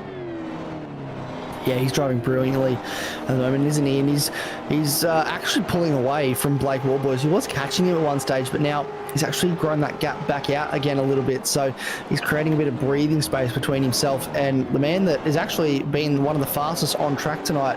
Wayne Walker, though, does have the fastest lap of the race with a 52.3. So that track is continuing to get a little bit faster. He did a 53.2 on the previous lap, so he's 8 tenths quicker than our race leader. So he's trying his hardest to do what he can to catch up to those lead two, but I just don't think it's going to be enough with only 5 or 6 laps to go when they cross the line. A drive through, a massive spin there for James Hardy. And he just caught the back end of that flick. Super messy, super awkward rejoin. I won't say messy, but it was awkward. Yeah, it absolutely was. I think that might have been a flick spin just after coming off there, and I wonder if he's hit a bit of water. We'll take another look and see if that puddle has claimed another victim. Under a bit of pressure, has he gone a little bit too close on the inside, or was there any contact he had helped around? I think he's done it on his own. He's got the power down just a little bit too early and rolls it off to the side. I felt like there might have been a little bit of help there. It's very hard to tell from that camera angle. It could be either way here, but he was very close. That was Trev Daly, I think it was. Trev Daly. It was Trev Daly, yeah. It was very close to the back bumper of that car. So I'm sure the stewards will have a close look at that, see if there was any contact. Jason Bentz just a little bit wider. He's opened the door for Ryan Palmer now to go up the inside, turns to the outside on the run down towards turn 5. And that will be what Jason Benz needs to try and hold on. But the switchback from Ryan Palmer is on. He's got a little bit of overlap on the run towards turn 6 and 7 now. Looks to the inside, a bit squirrely under the brakes from Ryan Palmer. I thought he was going to collect the back of Jason Benz there. He's done well to pull that up. He was a little bit squirrely It must have caught a little bit of water there at the inside of the corner, and it has cost him time, and I think he's done well not to collect the back of Jason Bentz there. Keep your eye in the background because Wayne Walker is starting to reel these guys in. Still 5 laps to go. That gap is down to under 2.5 seconds, so he's carved 2 seconds out of that over the last 5 or so laps. In fact, not even that long. I think it's only been about, 3 laps since he ran off track. So he is absolutely making moves to try and catch these two. He's got his head down, bum up, foot flat to the floor. And both of these guys need to really think about how hard they're battling and how much they're putting at risk here for their top of the podium finish. Yeah, they are putting in so much effort just to get the top step of this podium. This race win, you can see, you have to understand how much it means to them. I'm sure everybody out there can understand how much they would want to win this race, because I guarantee if I was in this situation, I'd be exactly the same. Looks to the inside now, Ryan Palmer under brakes. Is he late enough? He carries a lot of speed as they get towards the apex. They are side by side. Tries to run Bentz out of road a little bit. Bentz returns the favour slightly as they run towards turn 2. Here comes Wayne Walker. Look at the gap that he's gaining while these two stay side by side. Jason Bentz around the outside. Wayne Walker is not too far off being a part of this party. They're still side by side on the run into 4. There's a little bit of side to side contact. Ryan Palmer is sideways trying to pull that car up because the wet conditions, he's got a little bit of water on the tyres on the run in towards that braking zone. It's still a bit tricky through this section. Look how much standing water is. Ryan Palmer's clipped it. He's lost the back end of the car. He's done well to catch it. The conditions are so tricky. They're running each other out of road. They're trying to force each other to run into that water. They're using it tactically, Jared. And look right behind who is grinning behind that visor. It is Wayne Walker. The gap has evaporated. 2 seconds has disappeared. He's now in the half second off the back, and we have a 3-way battle for the podium with just a few laps remaining. Yeah, we have. This is really exciting. I am very much looking forward to how this shapes out. We've got 3 laps to go. Steven Varga 4 seconds back. Matt Vanderkraan just behind. If these two battle too much, keep an eye on Steven Varga. That gap could close in a little bit. If Matt Vanderkraan jumps him, and these three hold each other up quite a lot, which they very well could do, given how much Jason Bentz and Ryan Palmer were being reeled in by Wayne Walker. I would not be surprised. Matt Vanderkraan's lapping in the 53s at the moment. These guys are the low 54s, so this probably about a second a lap quicker. Matt Vanderkraan at the moment, if he can get the overtake done on Varga. Here we go. Ryan Palmer fancies himself once again down the front straight. They've got lap traffic that's going to play a factor in this as well very shortly. Look at those cars in front. Late dive to the inside. That's an aggressive move from Ryan Palmer to try and make that stick. Jason Bentz goes defensive, and Ryan Palmer has to settle in behind. Now, what's happened to Wayne Walker? All of a sudden, that gap's gone back out to a second and a half. Has he just realised he's actually running really short on fuel? Because he came in on lap 12. He might actually be in a bit of trouble here. Well, Ryan Palmer pitted at the same time. So what is these? All 3 guys pitted at the exact same time. So and everyone behind them is either before or at the same time. So Steven Varga, Matt Vanderkraan lap 11, Blake Warboys lap 12, Drew Capronis 11, Mark Poynton lap 9. So how much fuel saving do these guys have to do? You can see that Ryan Palmer's also dropping off now. So is fuel factor starting to play a role in this race as well? Do they have enough fuel to get to the end? Are they in fuel saving mode? How much fuel save has Jason Bentz done to be able to get to the end of this? Because Ryan Palmer's dropped right off the back of him. He absolutely has. Luke Orban just calling out in the chat. I don't think I saw this one come up, but apparently Wayne is carrying a 5-second penalty as well. So he's actually probably watching Steven Varga right now and just trying to make sure he stays ahead of Vargs by as close to 5 seconds as he can possibly get, perhaps. I still can't account for 4 seconds now. Yeah, well, I still can't account for how much he dropped off there, though. He's caught it right back up again, but he must have had an issue out of that final turn or something like that. Something's happened to Ryan Palmer as well, because he's dropping right off Jason Benson. Wayne Walker's reeling him in. It has to be fuel. I can't see another reason why Ryan Palmer would have dropped right off the back of Jason Bentz like he has. And I would assume that Jason Bentz would be in a similar situation, surely. So the fact that he's not saving as much fuel either is surprising to me. He's starting to catch him back up a little bit now, is Ryan Palmer. Hopefully he can save enough that he can have a go towards the end of this race, because we would love to see a last lap battle for the win here. But This is creating a bit of an anomaly in the equation. If you look, he's got it cranked sideways. He's got on the slide through turn 3, sorry, on the run to turn 4. Wayne Walker's all over the back of him now.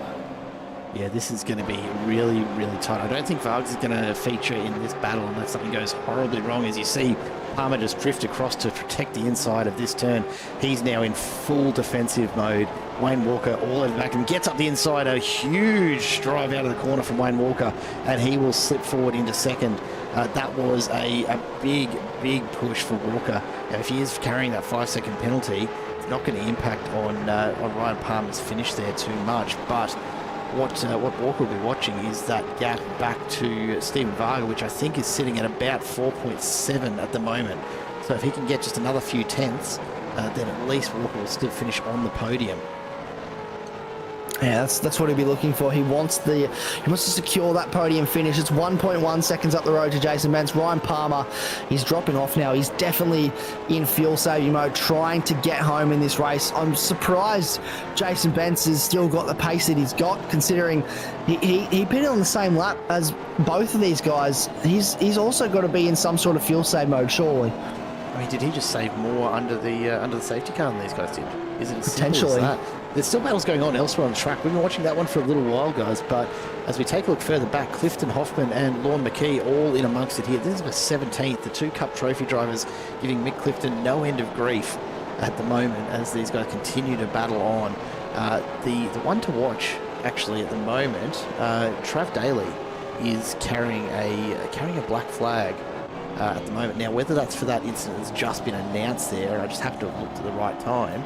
These guys will be really careful. They've only got a few laps to serve those drive-throughs, and only a couple of laps left in this race, mind you.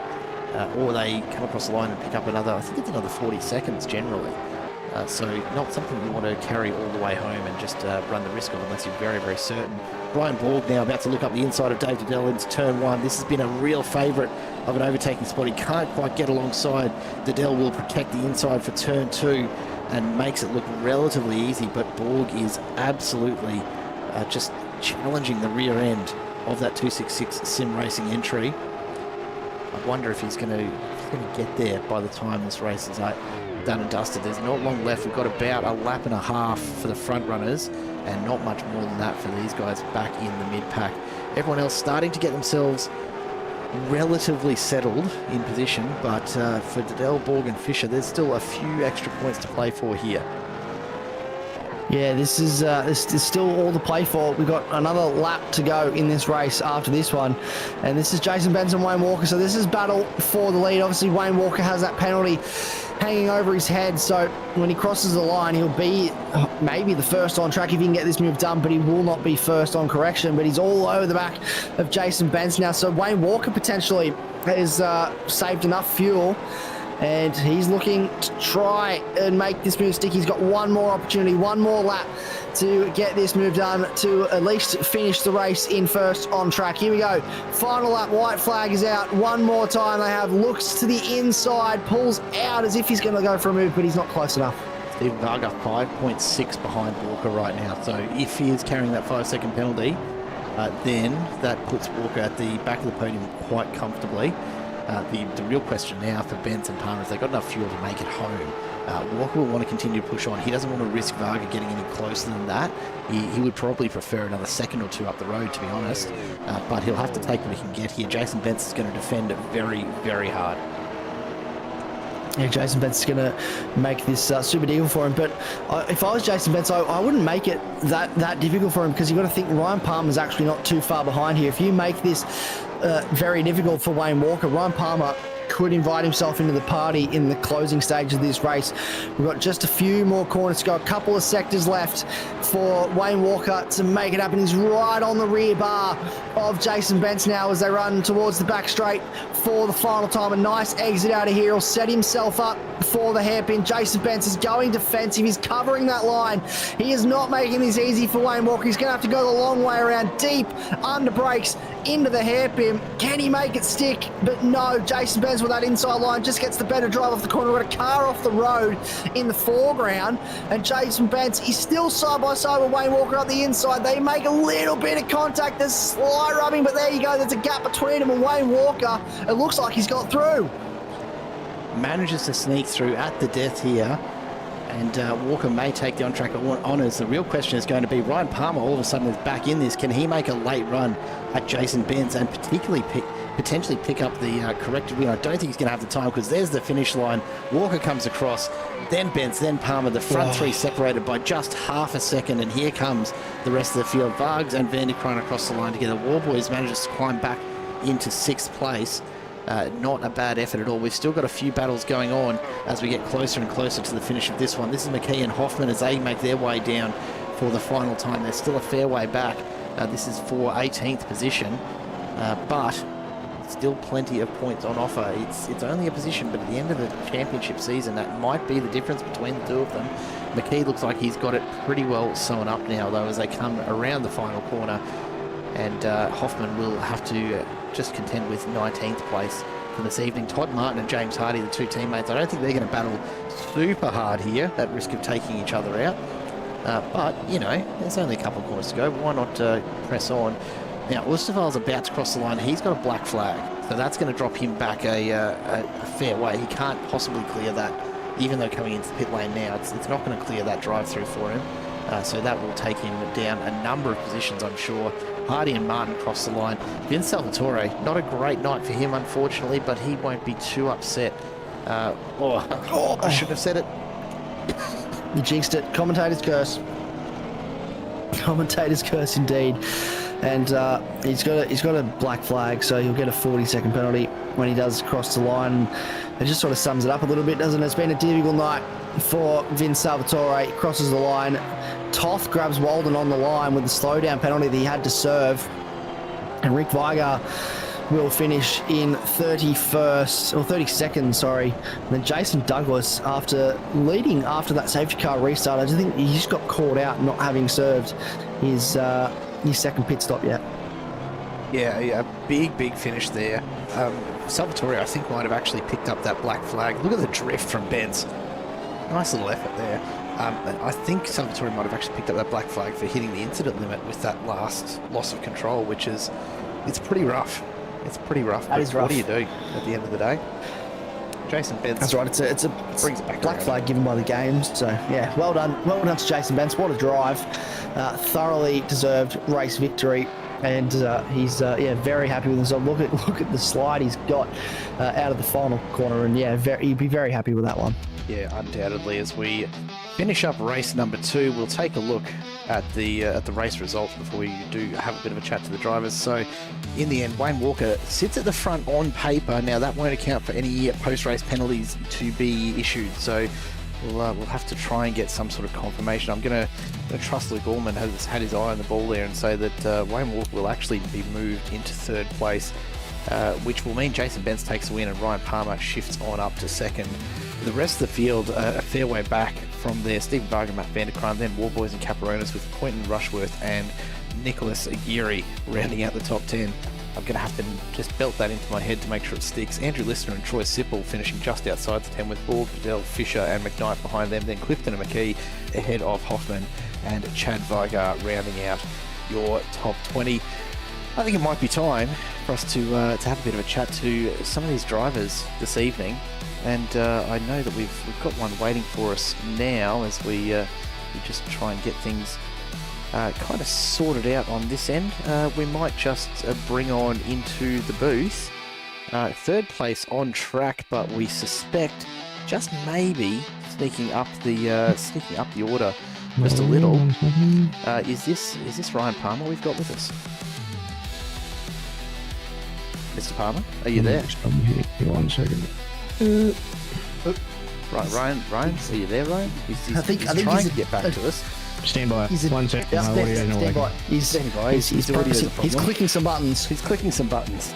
While we're waiting clicking some buttons. while we're waiting for Ryan to to get that sorted, we'll take a look at the rest of the field. Brad Grant, James Hardy just outside the 20, then Martin, Galley and Daly. Rose, Perrins and Toth behind them. Walden and Vigo around 80-30 with Ustaval and Salvatore behind them as the last drivers to finish on the lead. There we go. Ryan There we Palmer, welcome to the There booth, we my go. friend. Hello. Mate, that looked like a bit of work for you tonight. How are you feeling? Yeah, no, it's good to get a decent result there. Didn't make the most of quali, unfortunately, and probably went out a little bit too late. Ended up qualifying P15, and then I kind of kept an eye on the weather and saw where I kind of needed to be. Whether I was to start on wets or dries, saw where it was, and I'm like, going to start on dries and we'll just send it. And I think it was like P6 or 7 at the end of lap 1. So just had to manage that. Knew there were 2 cars in front of me with wets, and I was like, yeah, that's right. That'll get me into the top 5 and then reverse grid, and we'll go from there. Coming to the reverse grid, I absolutely bottled the start. That's the worst start I've ever had in my life. Yeah, look, I'll be honest. I was expecting a bit more from you. We usually see you absolutely pick it away from the start. Was it just a bit of extra moisture on the track at the start of race 2 that maybe made it a little difficult? I don't know, actually. Like, I got a really good launch, and I actually got the launch over whoever started with Vargs there. So, and as soon as it took up on the clutch, it just like stepped out, and I'm just like, oh my god, and I was like full on sideways, and I was just like, please don't kill anyone, and I caught it, and then dropped back, and then I put too much fuel in the pit stop, and I was like, geez. And then I think Jace was out front on the safety car restart, and he was massively out of sequence, and then I had one of the cup boys in front of me as well, so I was like, surely I've got something here. And then and then they were just battling, and then I just started kind of picking them off, and then Wayne and Blake just sailed off into the distance, and I'm sitting here battling with Jason, and then I saw Wayne hit Blake into one, and I was like, geez, this is great. Go past, and then it's me and Ben's fighting for first. So that was a good race. That was really good fun. I was kind of sitting behind him. I was like, geez, try not to use my tyres. I'm like, where can I get him? I was tossing that up for like 5, 6, 7 laps. Tried to make it, couldn't get the drive out of turn, what's that, 1, 2, 3, I think it is, on that right-hander, because I'm on the inside, so tyres were dead, so I was just, having to hold it there and try to get a crisscross into 7, I think it is, and just failed. So, but no, really good fun, man. That's the best fun that I've had in probably a long time. And we're relatively confident that Walker is carrying a 5-second penalty from that contact with War Boys, which will move you up into second on track, mate. So he's actually carrying 10 seconds. Oh, there you go, 10 seconds of penalty. Yeah. Well, that's going to change things significantly. So I think it was 5 seconds to turn 1, and then I think later on in the lap, turn 4 or 5 or something like that, he did a bump and run, so there was another 5. So that's why when Wayne caught the back of me, I was like, yep, off you go, you can go, because I knew he had the pace, he was going to catch Benz, and he did exactly what I wanted him to do. I'm just sad that there wasn't an extra lap. So I reckon there was one extra lap, I would have had a big massive dive in for Benz into turn 1 there, and probably would have tried to make it stick that time, but that's good fun. I'll still take P2. Mate, great result tonight. Congratulations. Anyone you want to say hi to or give a shout out to before we let you go? Not sure if Josh was watching, but big thanks to Josh. He pumps me up quite a lot. We got Beck watching at home. I think H is watching as well. All the boys over at ADHD and all the sponsors there. Josh's dad with the mains to you, and all the RC boys over here, and lastly you guys over there. I'm sure that you guys had a lot of fun watching that, and Isaac was probably like, put it in the wall, like a break. I would never. It was a lie. cracker of a race, right? I would never. Great to see you get the result tonight, mate. We'll let you get back to it. But congratulations. Pub. No, cheers, boys. Cheers, Ryan. Ryan Palmer takes second as a result of that penalty, which means we might take a brief moment here to have a chat to Stephen Varga, who will bump up into third place. Vargs, have we got you? Yeah, I'm here. Mate, bit of a little surprise package there in terms of a post-race elevation through the standings. Were you watching that one pretty closely, or was No, it at the a surprise? time I thought Wayne had a drive-through, and my teammate said, no, he hasn't got a drive-through, it's just 10-second penalty in total. I know, all right. So I didn't really worry about it. I just kept trying to hold off Matty and did my best. Well, mate, it's worked out pretty nicely. We're actually under the impression that Walker had a 5-second penalty, but turns out it was more like 10. Is that right? I believe so. 10, well, maybe 15 even, but I know definitely 10. in that case, mate, congratulations on what was still a very hard-fought position. I know Vanderkram was all over you there for the last few laps and making life difficult. How'd you find the conditions tonight? Good. I enjoyed it. It's a little bit sketchy at the start of the second race, where I had a bit of an excursion off into the weeds, but no, it was good. I enjoyed it. Nicely done. Well, mate, congratulations. A third place, nothing to sneeze at in these sort of conditions over that sort of race distance. Anyone you want to say hello to or give a shout out to before we do let you get back to the team? I'd just like to thank Quantum Tint Solutions, Gard, West Oz Roof Restorations, Nicol Photography, and Simple Broadcast. Mate, appreciate it as always. Lovely to chat to you, Vargs. Congratulations on a nice little haul of points tonight. Cheers. Have a good night. Stephen Varga there moves on up into third place, which leaves us with just the one driver left to chat to, also from the Quantum Tint Solutions entry, the Quantum Racing team, really featuring tonight on the podium. Jason Bentz, welcome back to the booth. Cheers, boys. Yeah, good to be back. Interesting race, that one. Interesting does not even begin to cover it. We had an absolute ball up here in the comms booth, just trying to keep up with everything that was going on. Down on track, I reckon you were probably having just as much fun. A drying track here at Catalunya, throwing some really challenging turns, a lot of standing water. How did you find the conditions, first of all? Yeah, it was difficult at the start on the dry tyres on the wet track, but the change, like, as soon as you get 2 or 3 laps in, it was sort of drying up for the dries anyway. But yeah, the constant evolving track conditions was, that was hard to get your head around. Well, it looked like you got there pretty well in the end. Obviously, a lot of pressure from Ryan Palmer in behind you for, I'm pretty sure it was about the last 10 laps of that race, that he was right on that rear bar, just pushing and probing for a way past. How did you find this as a defensive track? How do you find Catalunya? Well, when he was right on me, I felt like I was losing all the rear aero, but as soon as I got to like 8 tenths or a second ahead, it felt like it had a bit more grip, but he had a lot more braking in a couple of corners, and it just gained time right back up. So yeah, it was very difficult being the leader, but yeah, I didn't want to let him go. I knew we would have been hunting for that win as well. So well, mate, I can tell you this, had you had one more lap, he promised that he was going to absolutely send it up the inside of turn 1. So I think for both of you, probably best that it ended when it did, because I can't guarantee that he would have got it pulled up in time. A good result. He had some pretty big sends already, but yeah, like I said to him down below, respect on track, there's room left. I think he hit me at the start of the race and we lost a couple of spots, but he redressed straight away and we didn't really lose that much time, so I'm like, oh, well, race on, who cares? It certainly worked out just fine for both of you. A great set of results tonight for a whole bunch of drivers. Not so good for some others, but for yourself, that's going to elevate you into first position and will certainly strengthen your championship standings as we get to the end of round 3 here. Congrats again on a great drive tonight. Anyone you want to say hi to or say give a sponsors a bit of shout out? Anything on your mind there? A shout out to all the Quantum Racing boys again, and all the team sponsors. Special shout out to James. He was doing really well all week. Just had a shocking night, but keep plugging away, man. You'll get it. That's all you can do. That's it. Jason, thanks so much for coming to chat to us, and congrats again on the results tonight. Cheers, man. So Jason Bentz will take the win on track. Now, this is gonna play some havoc with our championship standings. Of course, we can't adjust quite so easily on the fly here for how this might actually look from a championship perspective. Wayne Walker, look, he's going to drop some points here.